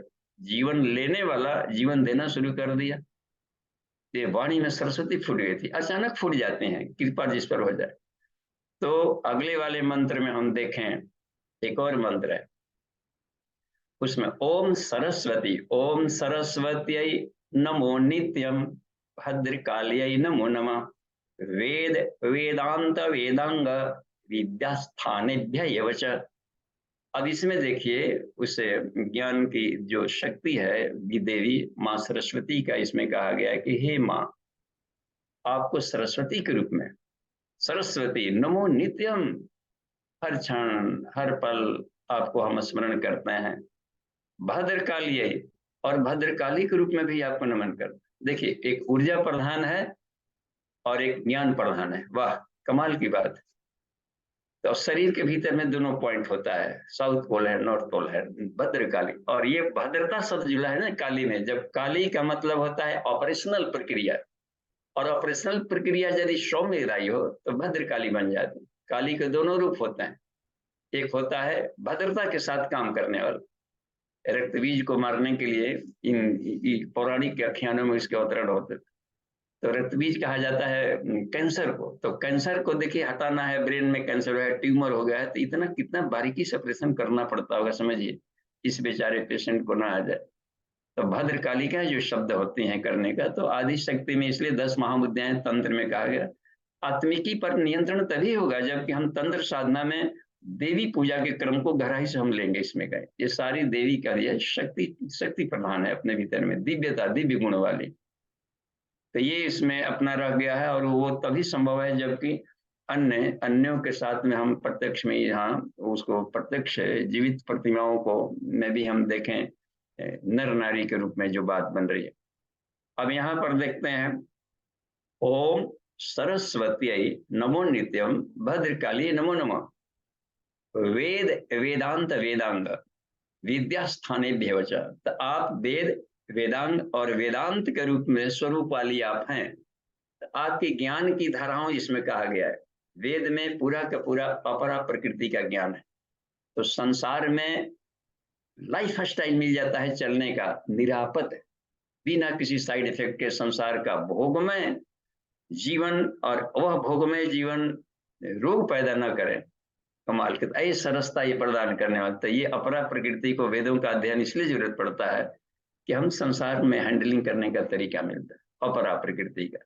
24 तत्वों के उठा पटक गुणा गुणे से वर्तन तत्वी तो महाबाहो गुण कर्म विभाग सह। इसके गुणकर्म विभाग को आदमी जो जान लेता है, गुणा गुणे से वर्तनतम, तो संसार में वो लिप्त नहीं होता है, क्योंकि वो जानता है कि ये मन का ऐसा स्वभाव है, ऐसा करेगा ही करेगा। तो उसके स्वभाव है अपने नेचर से अपने सब व्रत रहे, सारी मूर्ति परमाणुओं का धूल है, संसार अपना टहल रहे कर रहे, तो उसमें वो संलिप्तता नहीं होगी उसकी, तो इसमें है कि रह जाते हैं। तो वेद हो गया, वेदांत कहते हैं उपनिषद को, तो जो उसमें आत्मिकी वाले शब्द है, जैसे कि यजुर्वेद का 40वां अध्याय वो पूरा का पूरा ईशावास्य उपनिषद बन गया। तो आत्मिकी वाला ज्ञान वो वेदांग कह दिया गया, वेदांत कहते हैं। जहां पर आत्मा एक ही है, ईश्वर एक है, तो वहां पर तर्कों का समाप्त हो जाता है, तो उसको वेद का अंत कह दिया जाता है। तो वेदांत दर्शन में उपनिषदों के ही केवल तर्क दिए गए बस। तो आत्मिकी है, एक हो जाता है भौतिकी का। और वेदांग जो शब्द है, वेद वेदांत वेदांग, तो वेदांग के जो 5 मुख्य हैं घटक, व्याकरण है, शिक्षा है, कल्प है, निरुक्त है और ज्योतिर्विज्ञान है, इसके भी हमें कुछ न कुछ एक फॉर्मल जानकारी होनी चाहिए बस। नहीं तो बात बात में जाएगा, अच्छा पंडित जी पंचांग देखिए, पंचांग देखिए साधारण कैलेंडर है, जैसे घड़ी देख लेना, और हर कोई को जानना चाहिए, बच्चों को भी, कि पंचांग कैसे होता है। एक चार्ट है, पढ़ने का एक तरीका है, बिल्कुल सरल है। हम तब एक दिन में सिखा देते हैं, एक दिन में आप बन जाइएगा ये पंचांग देखने वाला ज्ञान। तो ये सब सरलीकरण विद्या है जो कि सबको जाननी है। कोई व्रत कर रहे हैं, कब उसका यह है, पारण कब है, कैसे क्या है, कौन है, नवरात्रि कब आ रही है, उसका कैसे यूज कर लिया जाए लाभ लेने का। और उसमें ये सब बहुत ही तो सिर्फ गणित है ना, मैथमेटिक्स है सब। और वो करने ज्योतिर्विज्ञान, ज्योतिर्विज्ञान कहलाता है आकाश में चमकने वाले प्रकाश। प्रकाश के जो पिंड है आकाश में, एक मैग्नेटिक के फील्ड, मैग्नेटिक सब्सटेंसेज आकाश में टंगे हुए हैं। तो इनके मैग्नेटिक फील्ड का क्या प्रभाव पड़ रहा है पृथ्वी पर, इसी के आधार पर पहले ऋषिगण अपने मैग्नेटिज्म से इनको कंट्रोल में रखते थे। तो पृथ्वी पर दैहिक दैविक भौतिकता पर नहीं होता था। अब इसकी जानकारी नहीं है और इतना गौण हो गया है कि कोई अमका अंगड़ी बन रहे, इसे कर रहे हैं, और फिर उसको मन एकदम लेथार्जी हो गया। इसके लिए नहीं था, पूरी पृथ्वी को इसके प्रभाव से बचाया जा सकता। पृथ्वी पर समुद्री तूफान आ जाना, ये करना ना, इसका मतलब है कि इस साइंस को वो मर चुका है जो कभी ऋषि लोग ज्योतिर्विज्ञान का सब प्रयोग करते थे, उसको फिर से पुनर्जीवित करने की प्रयास किया है। मुझे गुरुदेव ने आह्वान किया है कि जिनके पास जो तप है, अपने मैग्नेटिक फील्ड को ऐसा करें ऊर्जावान कि पृथ्वी का संरक्षण मिल सके। तो यह कहा कि आकाशीय पिंड है, कल्प है, कल्प कहते हैं यज्ञ विज्ञान को। अमुक रोग है, आसन इसमें होता है ना, शारीरिक मानसिक चिकित्सा, अमुक रोग में कौन सी औषधियां डाल करके, कौन से मंत्रों का प्रयोग करें कि वो जड़ी बूटी से इसके रोग ठीक हो जाए, इसको कहते हैं कल्प विद्या है। और निरुक्त हर मंत्र के अलग अलग अर्थ अलग अलग देश काल परिस्थितियों में लिए जा सकते हैं एक ही मंत्र का। तो ये ना हो तो आदमी प्रजागरण करने का तरीका, ये सब बहुत ही कमाल की चीजें हैं, तो साधक के जीवन को निहाल करने वाली, समझिए। तो यही कहा कि आप इन रूपों में आपको नमन है और बार बार आपको प्रणाम है। तो इन विद्याओं के प्रति श्रद्धा जगेगी, क्योंकि हमें वही शानदार बनाते हैं अपने आभा मंडल को। और भी एक मंत्र है इसमें, देखें, मातस्त्वदीय पद पंकज भक्ति युक्ता ये त्वाम भजन्ति निखलान परान विहाय। वाह, ते निर्जरत्वम मिह यान्ति कलेवरेण भूवः निवायो गगनाम्बो विनिर्मितेन। कमाल की बात है इसमें। हे माँ, वाह, त्वदीय पद पंकज, आपके चरण कमलों का, आप जो भी भक्ति पूर्वक जो आपका समग्र समर्पण से जो आपकी शरण में गया है, सरस्वती की साधना किया है, ज्ञान की साधना में जो रच पच गए हैं, वाह। और देखिए इसमें निखिलान प्राण रिहाय, अन्य परावलंबन को, संसार के सारे परावलंबन को जो छोड़ करके आप में जो कूद गया है, प्राण भी है ना, तो दूसरों पर आश्रित, उनसे हेल्प मिल जाएगा, इनसे मिल जाएगा, ये सब इस इन पचड़ों से जो बाहर निकला है कि जब भी सोल्यूशन मिलता है तो सेल्फ से ही मिलने वाला है। यहाँ पर शांति प्रसन्नता हम दूसरों के द्वारा खोजते हैं कि इनसे मिल जाएगा, उनसे, बिल्कुल ही लास्ट तक आदमी छूछ रहेगा इसमें। जब भी मिलेगा तो अपने इनर की खोज से मिलने वाला है वो। तो इसलिए कहते हैं निखिलान परान विहाय, वह ते निर्जरत्वम इह यान्ति, निर्जरत्वम यान्ति। शरीर में 2 प्रकार का इसमें शरीर है। एक तो शरीर होता है जो कि पंच तत्वों से बना है, भू वह निवायु गगनाम्बु विनिर्मित है ना, भू पृथ्वी तत्व, वह नहीं देखते हैं अग्नि तत्व से बना है, भू वह निवायु, इसमें वायु तत्व भी है, भू वह निवायु गगन आकाश भी है, अम्बु जल भी है। इन पंचों तत्वों से बने हुए भू वह निवायु गगनाम्बु विनिर्मित जो फिजिकल बॉडी है, इसकी यात्रा तो गर्भ से लेकर श्मशान घाट तक, भस्मताम यान्ति, तो उसकी ये तो भस्मशील है। लेकिन एक इसमें अमृत तत्व भी है। वो अमृत तत्व है कि कॉस्मिक लेयर में यदि हम पहुंच जाएंगे, कॉस्मिक बॉडी होता है, देवताओं का बॉडी निर्जरत्व होता है, यानी कि बुढ़ापा से रहित है। ये तो बुढ़ाएगा, मरेगा, रोग होता है, लेकिन कॉस्मिक बॉडी यदि मिल जाए, डिवाइन बॉडी, तो हम अन्नमय कोश, प्राणमय कोश, मनोमय कोश को यदि पार कर जाएंगे साधना करके, तो विज्ञानमय कोश एक ऐसा बॉडी है जो कि निर्जरत्व होता है, उसको पा लेता है। यानी कभी भी यह बुढ़ापा खत्म, रोग दो खत्म, आई अनंत जीवन की यात्रा शानदार रहेगी। एक जगह रहते हुए आदमी सर्वव्यापी का लाभ लेता है। कॉस्मक देखो, देवता अमर होते हैं, तो निर्जरत्व का मतलब होता है अमृतत्व शरीर का लाभ है, इसी जीवन में ले लेगा, इसी जीवन में अमृतत्व शरीर का आदमी लाभ ले सकता है। निर्जरत्वम निह यान्ति कलेवरेण, इस शरीरों को, इसके इस कलेवर को समापन करने के बाद, या इसको समाप्त करके, झाड़ करके, एक तरोताजा निर्जरत्वम इह, यहीं पर बस इसी लोक में पाएगा, और इस शरीर को समापन करके, तो दोनों अवस्था में इसको लिया जाएगा। तो कितना ही कमाल की बात है। और देखिए समय भी हो गया है, तो उसमें 3 ही मंत्र दिए गए हैं, तो इसको हम, इस मनन करने की चीज है, एक एक मंत्रों पर हम मनन करें, गहराई करें, उठते फिरते। कौन कितना पढ़ा है ये महत्व की बात नहीं है, कितनी गहराई गया है, एक ही वाक्य पढ़े, लेकिन उसमें गहराई जाएंगे तो ईश्वर हर शब्द में मिलेगा।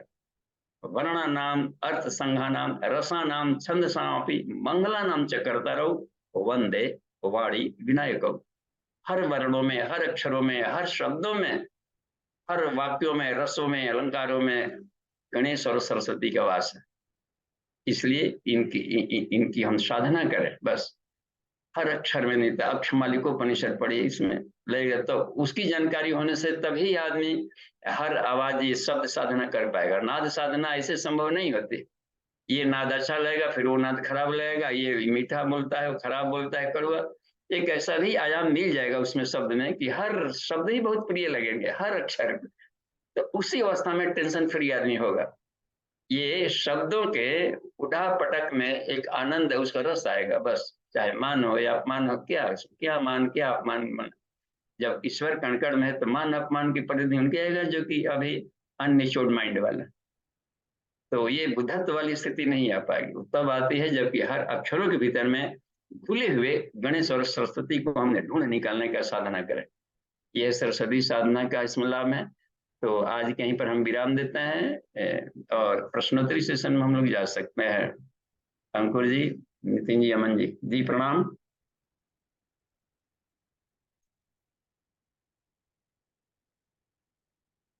पता नहीं मेरे साउंड पहुंच रहे कि नहीं कहीं।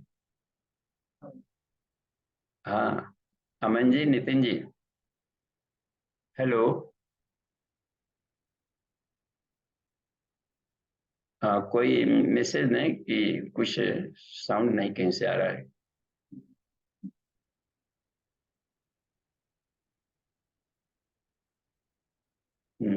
जी हेलो। हम्म, देखिए आवाज पहुंच रही है आपके। जी, हेलो हेलो, क्वेरी सेशन है। जी, आवाज पहुंच रही है, देखिए तो वो भी लिखिए कि। जी, चैटिंग में आ रहा है तो होस्ट की जरूरत पड़ रही है, उसको पढ़ करके देखने का। फिर साउंड नहीं पहुंच रहा है कि क्या बात है। रहिए या हमारा साउंड, हाँ, साउंड आपको मिल रहा है।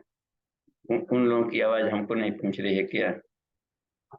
तो देखते हैं, यहाँ पर रुकिए तो।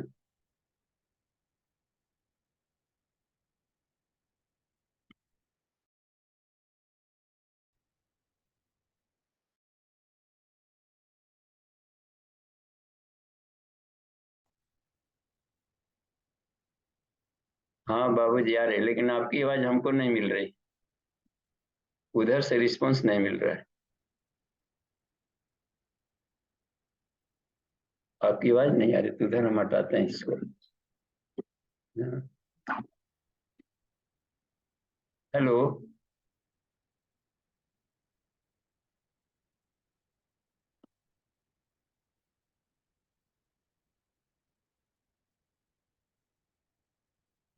Hello hello.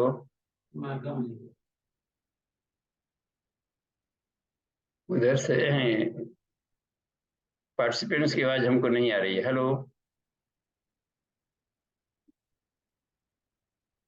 बाबूजी प्रणाम। हाँ जी, प्रणाम।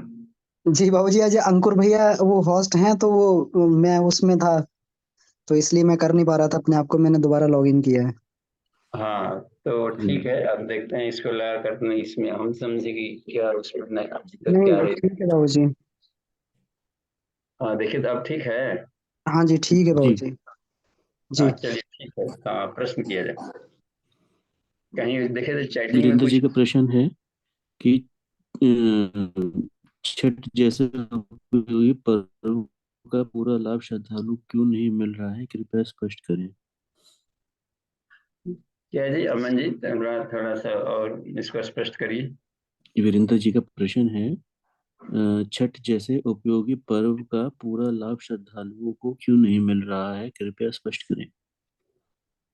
हाँ देखिए, छठ जैसा व्रत का लाभ पूरे श्रद्धालुओं को क्यों नहीं मिल रहा है, तो क्यों का कारण इसमें ढूंढना पड़ेगा कि कर्मकांड के साथ में जुड़े हुए तत्व दर्शन की जानकारी बड़ों ने दिया कि नहीं दिया। तो अज्ञान है तो आस्था केवल श्रद्धा पर रह जाएगा, तो श्रद्धा अंधश्रद्धा में लकीर में बदल के रह जाएगी। तो श्रद्धा के साथ में ज्ञान घुला रहना चाहिए, प्रज्ञा, श्रद्धा प्रज्ञा जुता चाहिए। तो उसमें श्रद्धा के अनुसार मिलेगा, हल्का फुल्का लगेगा। इसी के चलते देखिए जानकारी नहीं मिल पा रही है। जैसे फास्टिंग इसमें होता है, सबसे अधिक फास्टिंग है इस पर का, 48 घंटे का एक तरीके से कहिए। पहला दिन जैसे खरना हुआ था कल, तो दिन भर फास्टिंग रह के शाम को लिया गया था। नए फसल का वो बनता है जाउर दोस्ती का, तो वो ले लिए। लेकिन उसके बाद 36 घंटे का फिर फास्टिंग चला। तो अब शाम को धोती और जाउर खा लिए भरपेट। अब फिर कह दिए कि पानी भी नहीं पीना है। तो पानी नहीं पीना है तो फिर डिहाइड्रेशन होगा, आंतों में जाकर वो हार्ड बन जाएगा, कहीं सूखेगा और जाकर कब तब पैदा करेगा। जबकि वहां पर जल लेकर ही व्रत करने का आदेश दिया है शिव जी ने पार्वती को, इसमें गायत्री महाविज्ञान। तो हर व्रतों में किसी भी प्रकार हो, वही जल लेकर के पीने का आचार। तो हमारे यहाँ कॉलोनी में तो जितने सब जीवे हैं, गायत्री साधक हैं, तो जल लेकर चूंकि अनिवार्य है लेना, वो आदेश है शास्त्र का। तो अब वैज्ञानिक ढंग से हम करेंगे तो घाटा पड़ेगा। और ये चल रहा है, ये लाभ है पानी नहीं पीने का, तो किसने बता दिया? तो पंडित जी बता दिए। ठीक है, ऐसा नहीं। और अभी बता रहे हैं पीने को कौन? ये भी पंडित जी बता रहे हैं ना, पंडित श्री राम शर्माचार्य जी बता रहे हैं, जो महाविद्वान रहे, महातपस्वी रहे। ये करके उन्होंने कहा कि पानी पीने से दोष हो जाएगा, देवता खिसलाएंगे, तो हम ठेका लेते हैं, हम देवताओं को देख लेंगे। लेकिन पानी नहीं पीकर करने से जो कष्ट होगा, रोग दुख, उसके लिए हम जिम्मेवार नहीं है। कह देगा दोष लेगा तो हम पर ना दोष लेगा, जी तुमको जानकारी नहीं है, तो कह देना कि गुरु जी ने कहा। जबकि शास्त्र में साफ लिखा है कि हे पार्वती, कलयुग में मनुष्यों के शरीर में चेंजेज आते हैं, और वो पृथ्वी तत्व की प्रधानता रहती है। जहां जल छोड़ देंगे तो डिहाइड्रेशन होगा, और शरीर के पार्ट्स पुर्जे, हार्ट काम कर रहा है, किडनी काम कर रहा है, और इसमें फेफड़े काम कर रहे हैं। जब मशीनें चलेंगी तो कुछ ना कुछ कचरा निकालेगा, और वो सारे कचड़े आके ब्लड में आकर घुल रहे हैं, तो ब्लड लैक्टेट की मात्रा बढ़ जाएगी, चिड़चिड़ापन बढ़ेगा, वो बढ़ेगा, रोग बढ़ाएगा। और पिए तो फायदा के लिए, क्लीनिंग के लिए। और पानी पीते रहेंगे तो क्लीनिंग होते रहेगा, तो शरीर की यह सफाई खा होती लो रहेगी। चम्मच। अब वैज्ञानिक ढंग से तो करने के चलते एक तो घाटा हो रहा है, और उसके बाद में फास्टिंग तोड़े भी। तो अच्छा, पानी जब पिए तो तत्सवितुर्वरेण्यम, जल में ही सारे देवताओं का वास है। सूर्य की किरणें अल्ट्रा वायलेट वगैरह पानी में बहुत जल्दी खुल जाती है। इसलिए पानी में आदमी खड़े होकर करता है, तो बाहर भी गीला रहे, भीतर भी गीला रहे, तो प्राण को कैरी करेगा, अधिक लाभ मिलेगा। शुरुआत में हमने 10-12 छठ कर लिया था ऐसे ही ढर्रा वाला, तो बड़ा उसमें दिक्कत आती थी। लेकिन अब श्रद्धा है, जी जानकर कर लिया, सब कर रहे थे। लेकिन जब गुरुदेव का ज्ञान मिल गया तो उसके बाद में बाकी जितने हैं, ये 50वां ये करीब चल रहा है, 50 के बाद 51वां जो हमारा है नया छठ, एक भी छठ हमने नहीं छोड़ा है। आज तक पति पत्नी दोनों अपना कर रहे हैं। और यहाँ के आश्रम के तो सारे बच्चे करते हैं यहाँ पर, और जल पी पी कर करते हैं, क्योंकि गुरु का आदेश है, शास्त्र का आदेश है। सूर्य भगवान दौड़ दौड़ के आते हैं, बिल्कुल शरीर को सफाई, सर्विसिंग और एनर्जी बना रहता है। तो जिस उद्देश्य के लिए कर रहे थे, कहाँ से लाभ मिलेगा? अब वैज्ञानिक ढंग से करेंगे। अच्छा, चूंकि लंबा फास्टिंग है, तो लंबा फास्टिंग आप करेंगे तो आते वगैरह सब बटी पार्ट्स हैं बहुत ही पतले हो जाते हैं, सूक्ष्म कोमल हो जाएंगे। और कोमल हो गया है, और उसके बाद पारण जब करना है सप्तमी का अर्घ देकर, तो आपको फलाहार से कहते रसाहार से करनी है। गन्ना चढ़ाया जाता है, संतरे चढ़ाए जाते हैं, रस वाली चीजें चढ़ाई जाती। पहले रसाहार ले, नारियल चढ़ाए जाते हैं, नारियल का पानी वगैरह पी करके उसके बाद फिर फ्रूट्स चढ़ाए जाते हैं, फिर फलाहार ले, तब जाकर अनाहार पर उतरेंगे। तो फिर साल भर तक सर्विसिंग हो गया जी एक छठ व्रत, चूंकि एक साल पर्व आता है। हम लोग यहाँ पर कुछ व्रत इतने चतुर होता है कि वो अंतिम अर्घ देना है, जैसे सप्तमी को भोर रहे, तो घर में फुलौरी पकौड़ी बर्री एक कठवत बना करके तब घाट पर जाते हैं। इतना देखिए पेशेंस उधर से टूटेंगे जब घाट पर, हम यहाँ पर यहाँ नाद पर कहीं बनल है, खूब खाएंगे भकोस करके। तो आंतों क्या है, आंत जवाब दे देते हैं, और परमानेंट उनके पेट खराब होंगे, परमानेंट। क्योंकि उसको आप टॉर्चर नहीं कर सकते। एक सहिष्णुता, धीरे धीरे गए, फास्टिंग तो हटा नहीं जाए। फास्टिंग में गया हुआ था तो कद्दू खाया जाता था कि उसमें चूंकि आंतों की क्लीनिंग हो जाए, साग सब्जी लेकर के करना खा लिया, और सीजनल फ्रूट्स होता है ये सब। तो ये क्रम है, अब वैज्ञानिक ढंग से करेंगे तो दिक्कत आई। तो उसमें सूर्य भगवान क्या गलती है, वो क्या कर सकता है। तो विज्ञान ने परख है, समझदारी से कोई भी व्रत त्योहार करेंगे तो लाभ मिलेगा। तो ये काम रहना चाहिए था साधकों का, तपस्वियों का। तब साधना छूट गया, ज्ञानी लोग छूट गए, कोई अध्ययन नहीं कर रहा है, न कोई पढ़ रहा है, तो इस हालत में तो फिर केवल ढर्रा चलेगा, लाभ कम मिलेगा। श्रम भी जाएगा, स्वास्थ्य भी गया, श्रम भी गया। हमने तो देखा है किसी किसी का, या पानी बिना नहीं रह जा रहा है, पंखुरी में यहाँ पर हाथ टांग के ले जा रही है घाट पर, घर वाले ले चलो। अब तो अंत में देखा कि अब तो पानी चढ़ाने की बात है, क्या किया जाए। तब पूछिए फिर पंडित जी से कि क्या किया जाए। तो कहते हैं कि तब थाली में पानी लेकर के जानवर गाय बन करके पीजिए, और उसमें बैल बनकर पीजिए। अरे तो व्रत भी किया, सारे जानवर भी बने, बैल बने, से बढ़िया था कि कल हम नहीं किए। तो इसमें आदमी की तरह ये जल को हम ये क्यों, जहाँ कंपलसरी था, तो वेद सम्मत नहीं हो रहे हैं, बस सीधी सी बात। और साइंस परक न होंगे तो दिक्कत आएगी। किसी भी क्रियाकलाप में विज्ञान का होना बहुत जरूरी होता है, साइंटिफिक वे में। सूर्य एक विज्ञान है, साइंस। पतले कपड़े इसलिए पहने जाते हैं कि अल्ट्रा वायलेट होते हैं, मॉर्निंग में आती है अल्ट्रा वायलेट, तो वो मोटे कपड़ों को नहीं छेड़ पाते, और पानी के साथ में वो जल्दी अब्जॉर्ब होगी। बाद में तो वो इंफ्रारेड रेड और गोल्डन रेज आती है, वो तो थोड़ी गहराई में मोटे लेयर को भी पार कर, हीट तो पार कर जाता है कहीं से। तो धीरे धीरे इसमें इसके साइंस के लिए सब बताए गए हैं करने का कर।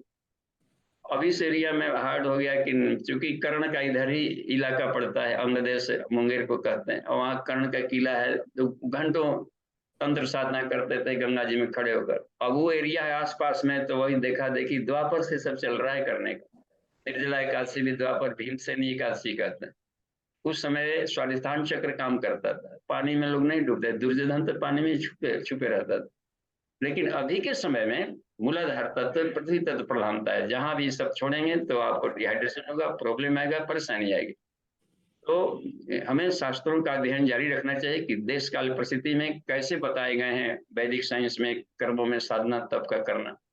तो राइट ही नहीं है बिना जल के आपको व्रत करने का, लिखा है अधिकार ही नहीं करने का, दंड मिलेगा, क्योंकि आप वेदों का अपमान मान नहीं रहे हैं, सिस्टम को, साइंस को। तो यही सब कारण बनता है। और बाकी तो पवित्रता तो है ही, हृदय पवित्र होगा, लेकिन शरीर स्वास्थ्य की गारंटी नहीं है कि कैसे वो काम करेगा। तो भावनाएं तो अपने जगह पर है, वो तो भाव शरीर है, वो तो ईश्वर से जुड़ेंगे, सूर्य तो आएंगे ही, लाभ देंगे। लेकिन चक्रों का जागरण करना था, इसकी साइंस नहीं मालूम है कि षष्ठी के दिन ही क्यों, कार्तिकेय का जन्मदिन है और 6 कृतिकाओं का, तो रोज एक एक चक्रों पर काम किया जाए, तो कम से कम षष्ठी तक आते आते आदमी अपने 6 चक्रों का मेडिटेशन करे, ध्यान करे, प्राणायाम करे। अच्छा, पानी तभी छोड़ सकते हैं जबकि हवा के माध्यम से पीना, लंबा प्राणायाम करके और गहरा जो साधना करना जानता है वो पानी छोड़ सकता है।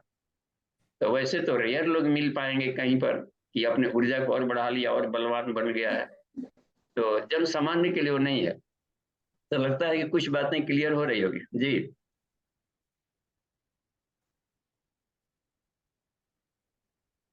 जी बाबू जी, जसमत जी का प्रश्न है, सुबह के समय तीनों शरीर का ध्यान करते हैं, सूक्ष्म कारण शरीर और उगते हुए सूर्य का ध्यान करते हैं, संध्या में किनका ध्यान करें और क्या भावना करें? देखिए, गायत्री हृदय में देखेंगे कि पूर्वा काले भवती गायत्री, मध्याह्न काले सावित्री और संध्या काले सरस्वती। तो गायत्री महाविद्या के आधार पर यदि 3 पार्ट में रखा गया है, तो शुरुआत में चंचल रहता है, प्रयास एफर्ट करता है, तो हमें अपने आप को ग्रोथ वाला परख भी लाइफ में पर डे बनाई रखनी चाहिए कि कल के ज्ञान से आज नया ज्ञान मिला कि नहीं, आज नया कुछ पढ़े कि नहीं पढ़े। तो हर दिन कल के बासी ज्ञान पर आज हम न जिए, वो कल के लिए था, कल के लिए उपयोगी था। हर दिन हमें नई खेती करनी है, नया दुनिया में जाना है, नए आयाम लाना है। इसी कहते हैं पूर्वा भाव बहुत ही गायत्री, चंचल स्वभाव की एक नवीनता है, एक उल्लास है, एक प्रकटीकरण का उसमें है, इसमें उद्भव कारणी है। और यदि युवा हो गए तो उस ज्ञान को एप्लीकेशन करना होता है लाइफ में, जो पढ़ा गया उसका एप्लीकेशन किया जाए। फिर पढ़ाई लिखाई का समय का बर्बाद किया, कॉलेज फिर सारा बेकार हुआ, जबकि लाइफ में उसका एप्लीकेशन ही ना हो अपनी पढ़ी विद्याओं का। तो इसको सावित्री कहा जाता है, चमक। तो वो उसको सावित्री साधना माने एप्लीकेशन किया जाए। तो हमने देखना है, समीक्षा करनी है कि हमारी जो विद्याएं हैं उसको हम लाइफ में कहाँ यूज कर रहे हैं, नहीं कर रहे हैं। तो फिर जाकर के क्या कर रहे हैं, तो एप्लीकेशन देखना है, रचनात्मक जीवन से भी है कि नहीं, कुछ न कुछ हमें उसका प्रोडक्शन करना है, कुछ न कुछ हमें काम करनी है। तो ये होता है। और संध्या कालीन होती है सरस्वती का, आत्मिकी के लिए होता है। और शांत तो विशुद्ध है, सरस है, बेटर निचोड़ अवस्था है, यानी कि आत्मस्थिति को कहा जाता है संध्या काल, जहाँ दोनों पर मिलती हैं, जहाँ ज्ञान क्रियाएं मिल करके और लाइफ को लास्ट गोल देती है। तत्त्वमस्यादि लक्ष्यम होना चाहिए संध्याकालीन गुरु वंदना में है ना, तत्त्वमस्यादि लक्ष्यम। तो तत्त्वम असि, इन लक्ष्यों के आधार पर आत्मिकी का होना चाहिए। तो एक आत्मिकी है, एक आत्म भौतिकी है, एक शुरू में तो एक उद्भव वाली करनी है, प्राण की छलकता स्वरूप है, बाल है, एक बालक, एक युवावस्था, एक वृद्धावस्था कहलाते हैं, कृष्णा भी कहलाते हैं वो जी। यहाँ देव मूंगा है एक, बिहार में यहाँ देव मूंगा, वहाँ खूब छठ में अपार भीड़ है, हर जगह पूरा रोड पर बाहर सब अपना केवल घर में जाएंगे। वहाँ सूर्य मंदिर है, तो बिहार में अधिक सूर्य मंदिर मिलेंगे इधर, कोणार्क से लेकर के, उस समय सब एक ही अंग देश का पूरा बड़ा एरिया था सब में। तो वहाँ कोणार्क सूर्य मंदिर से लेकर के हर जगह सूर्य मंदिर, हर गांव में, हर घाट पर बने हुए रहते हैं इधर। तो सूर्य उपासना तो पूरे विश्व में भी होती है, लेकिन अलग अलग नामों से होगी, कहीं सावित्री उपासना, कहीं सूर्य उपासना, तो कहीं ये छठ के नाम से जी। जी पांडे जी अपना प्रश्न पूछेगा। बाबू जी प्रणाम, सभी साधकों को प्रणाम। जी प्रणाम। जी बाबू जी, दिया है पिंड में अंतर्निहित शक्ति कोष जो है, भू इच्छा शक्ति, भू क्रिया शक्ति, स्व ज्ञान शक्ति। तो भू में मूलाधार चंद्र भूलोक, अब भुआ में विश्वस्त्राव चंद्र। विश्वस्त्राव चंद्र क्या है बाबू जी? और भुआ लोक में विश्वस्त्राव चंद्र और सहस्त्रार चंद्र में सूर्यलोक। तो यही जो है विश्वस्त्राव चंद्र को कैसे समझे? ये अनाहत चक्र को यहाँ पर कहा गया है पांडे जी। जी हाँ, ये विष्णु ग्रंथि वाला है। तो विष्णु माने विश्व में नुक प्रत्यय लग गया है, तो विश्व नुक उसको कह दिया गया है। पूरे विश्वव्यापी सत्ता यहाँ पर, हमारी इमोशन एक कॉन्सेंट्रिक छोटे दायरे में ना होनी चाहिए, केवल घर परिवार तक सीमित। और वसुधैव कुटुंबकम, पूरे विश्व को सींचने के लिए आदमी जन्म लिया है। शुरुआत केवल किया जाता है घर से, लेकिन उसका समापन ही लास्ट में यही से नहीं मत रहा है। नहीं तो फिर जाकर के एक शक्ति मर जाएगी, फिर हमने इस शक्ति का यूज नहीं कर पाया, इन चक्रों का, इससे ऊपर नहीं उठने देगा, ऊपर वाले चक्रों में नहीं जा पाएगा वो। जी बाबू जी। तो अच्छा बाबू जी, एक जैसे है शरीर का मध्य बिंदु नाभि है और उसमें नाभिकीय क्षमता विद्यमान है।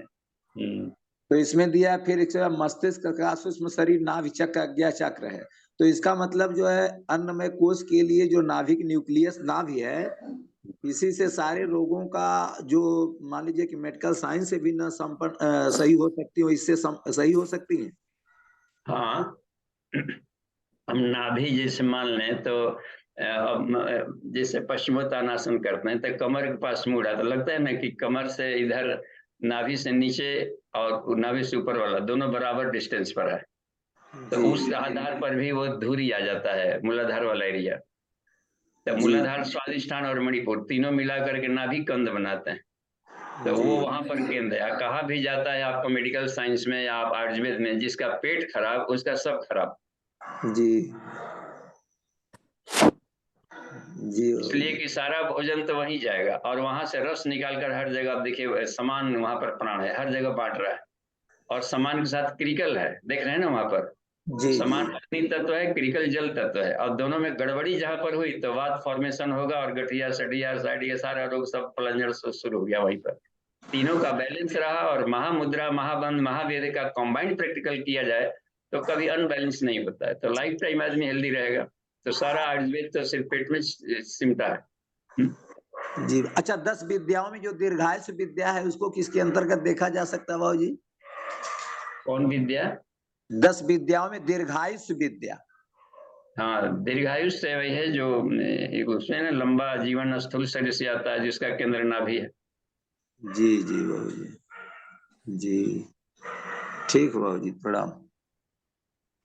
जी प्रणाम। आगे देखते हैं।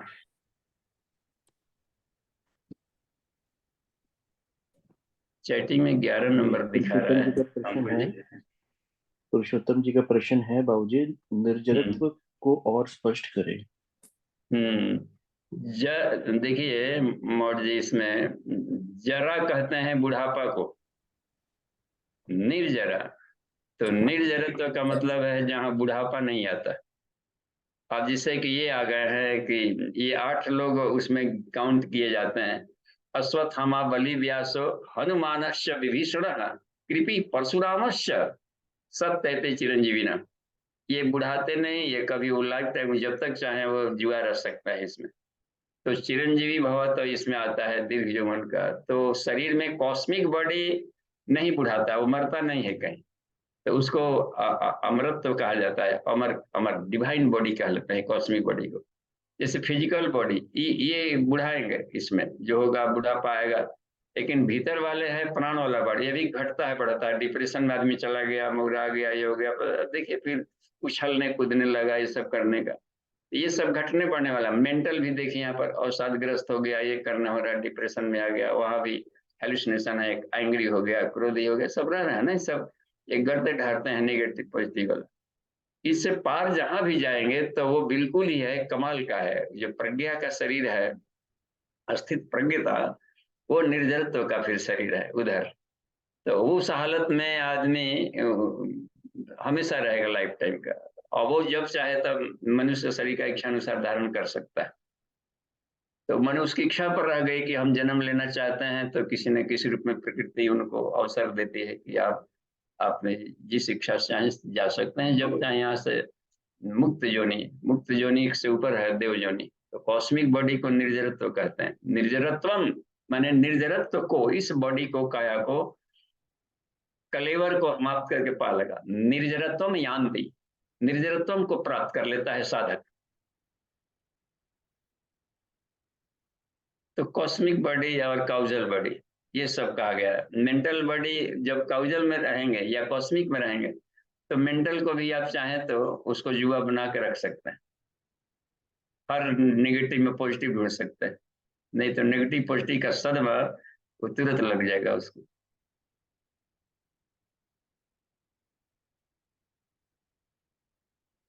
मौर्य जी, लगता है कि कुछ बातें स्पष्ट हुई होगी। निर्जरत्व माने बुढ़ापा रहित, बस।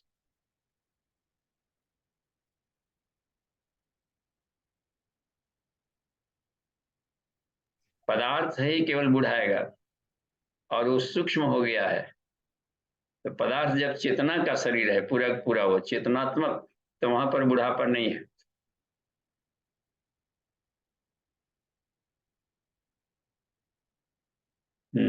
जी आगे। जी किन्हीं और का प्रश्न है तो अपना हैंड रेस कर सकते हैं। चलिए, अभी 9 मिनट है, हम लोग बातचीत कर सकते हैं साधना संबंधी या कुछ भी। छठ में और भी कहाँ पर कौन सी बातें समझ में नहीं आई। ये 4 दिनों का पर्व हो गया था। एक दिन था बरौना, एक दिन था फिर खरना, एक दिन फिर अर्घ है अस्ताचलगामी, और दूसरे दिन भी देखिए निश्चित है सूर्योदय से पहले अर्घ देना होता है। यानी कि दोनों खष्टी व्रत है, तो खष्टी में ही 2 अर्घ दे दिए गए, देख रहे हैं इसमें। एक हुआ सूर्योदय से पहले ब्रह्म मुहूर्त में देना है, सविता, सविता की साधना है वो। तो हर जगह पंचांग में लिखा रहता है निश्चित है, मतलब कि मतलब कि अभी रात्रि का बाहर प्रकट हो जाएंगे तो सूर्य कहलाएंगे। तो एक सूर्य के रूप में आगे यहाँ पर दिखाई पड़ रहा था। एक तो संध्या कालीन है, तो दोनों संध्याओं की इसमें बात थी। तो एक अस्ताचलगामी था और एक अरुणोदय, अरुण काल कहलाता है कि लालिमा आ गई है लेकिन प्रकट नहीं हुए, तो वहां दिए। तो हम लोग यहीं पर वैशिष्ट में दे लेते हैं। और उसके बाद में हवन करते करते जब आएगा सूर्य आएगा तो उसमें हवन के बाद भी यज्ञ में सूर्य अर्घदान में उसका अर्घदान दे लेते हैं हम लोग यज्ञशाला में। बड़ा वैदिक तरीके से होता है खोलने का, बहुत शानदार, माने देखने देखने लायक है और बहुत सुपाच्य, लाभ लेने लायक।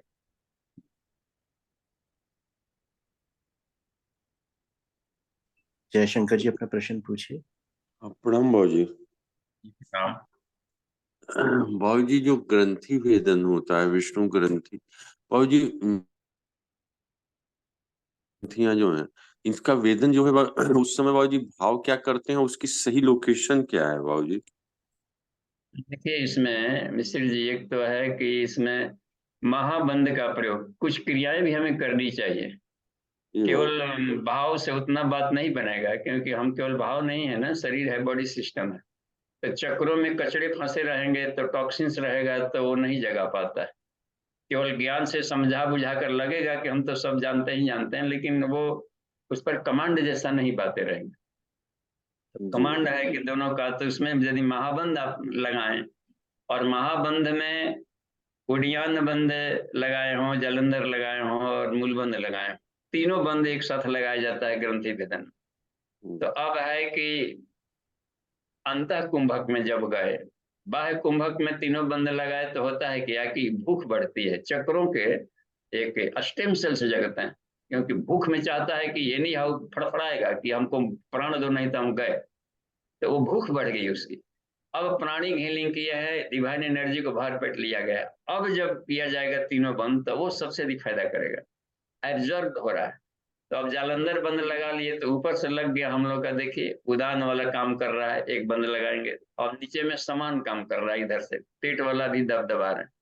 तो दोनों को दबाने से अब देखिए साइंस यहाँ पर क्या काम कर रहा है भीतर में, एनाटॉमी उसका, कि फेफड़े में तो हवा भर गई, ब्लडर की तरफ फुला है, और नीचे से भी आंतों से भी प्रेशर दे रहे, ऊपर भी नहीं निकलने दे रहे, तो साफ है कि वो जाकर थाइमस ग्लैंड को, सूर्य चक्र को छुएगा वो, तो कार्डियक प्लेक्सस को स्टिमुलेट करता है।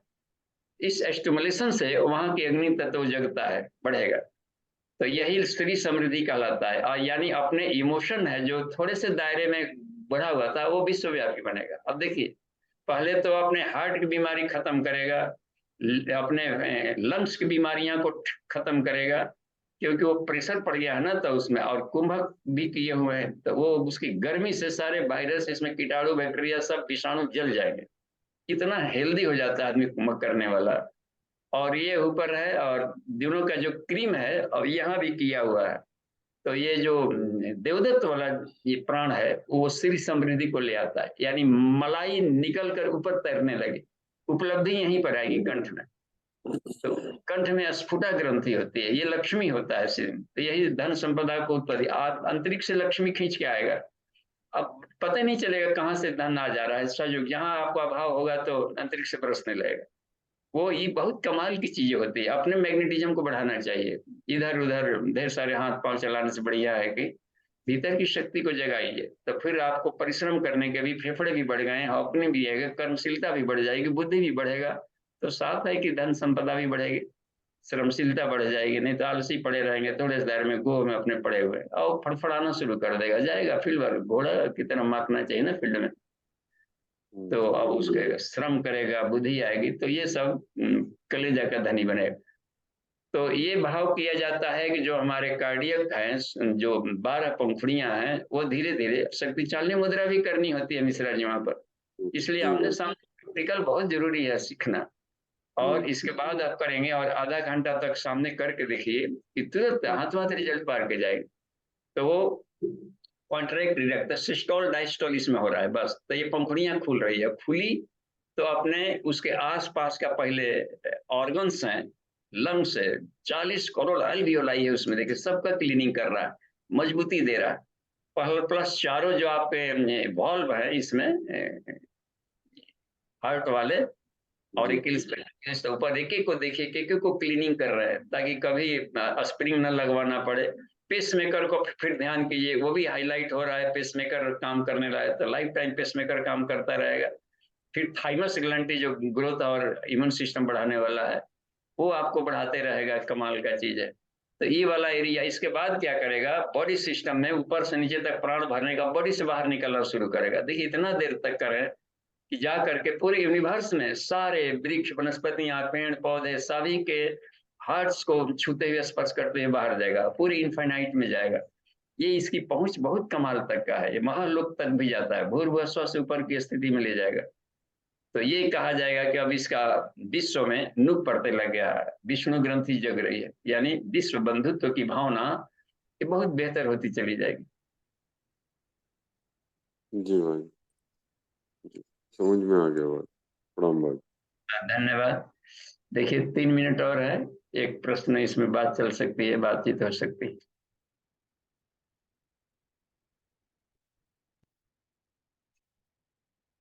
देखिए छठ में हाथ से ही, देखिए इसमें एक और भी बात थी कल दोस्ती का, इसमें कचवनिया बनाया, मुख्य प्रसादी कचवनिया होता है। तो जो नए अभी धान की फसल आई हुए हैं, तो अभी तो धान की अभी कटाई बाकी है, तो उसके पुष्ट हो गए हैं, लेकिन अभी कटाई बाकी है। तो उन्हीं धानों को निकाल करके, चाहे हाथों से उसको निकालिए छिलका या जैसे भी हो, और उसको उसी का बनाया जाता है फ्लोर, चौरेट, चौरेट कहेंगे इसको।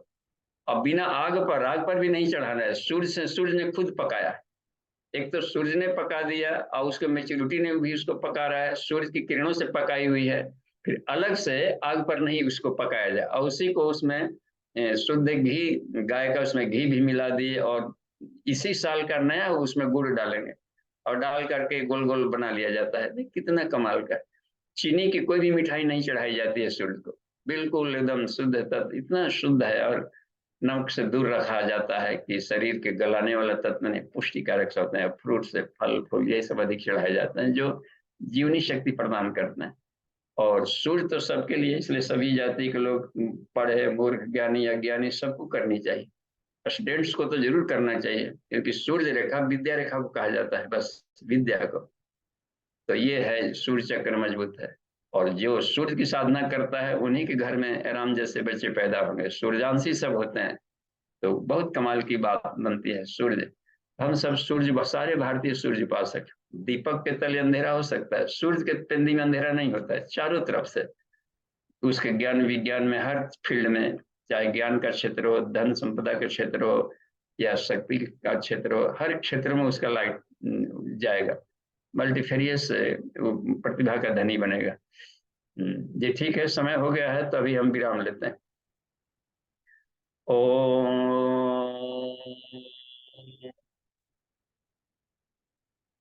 शांति शांति शांति। समाप्ति। प्रणाम।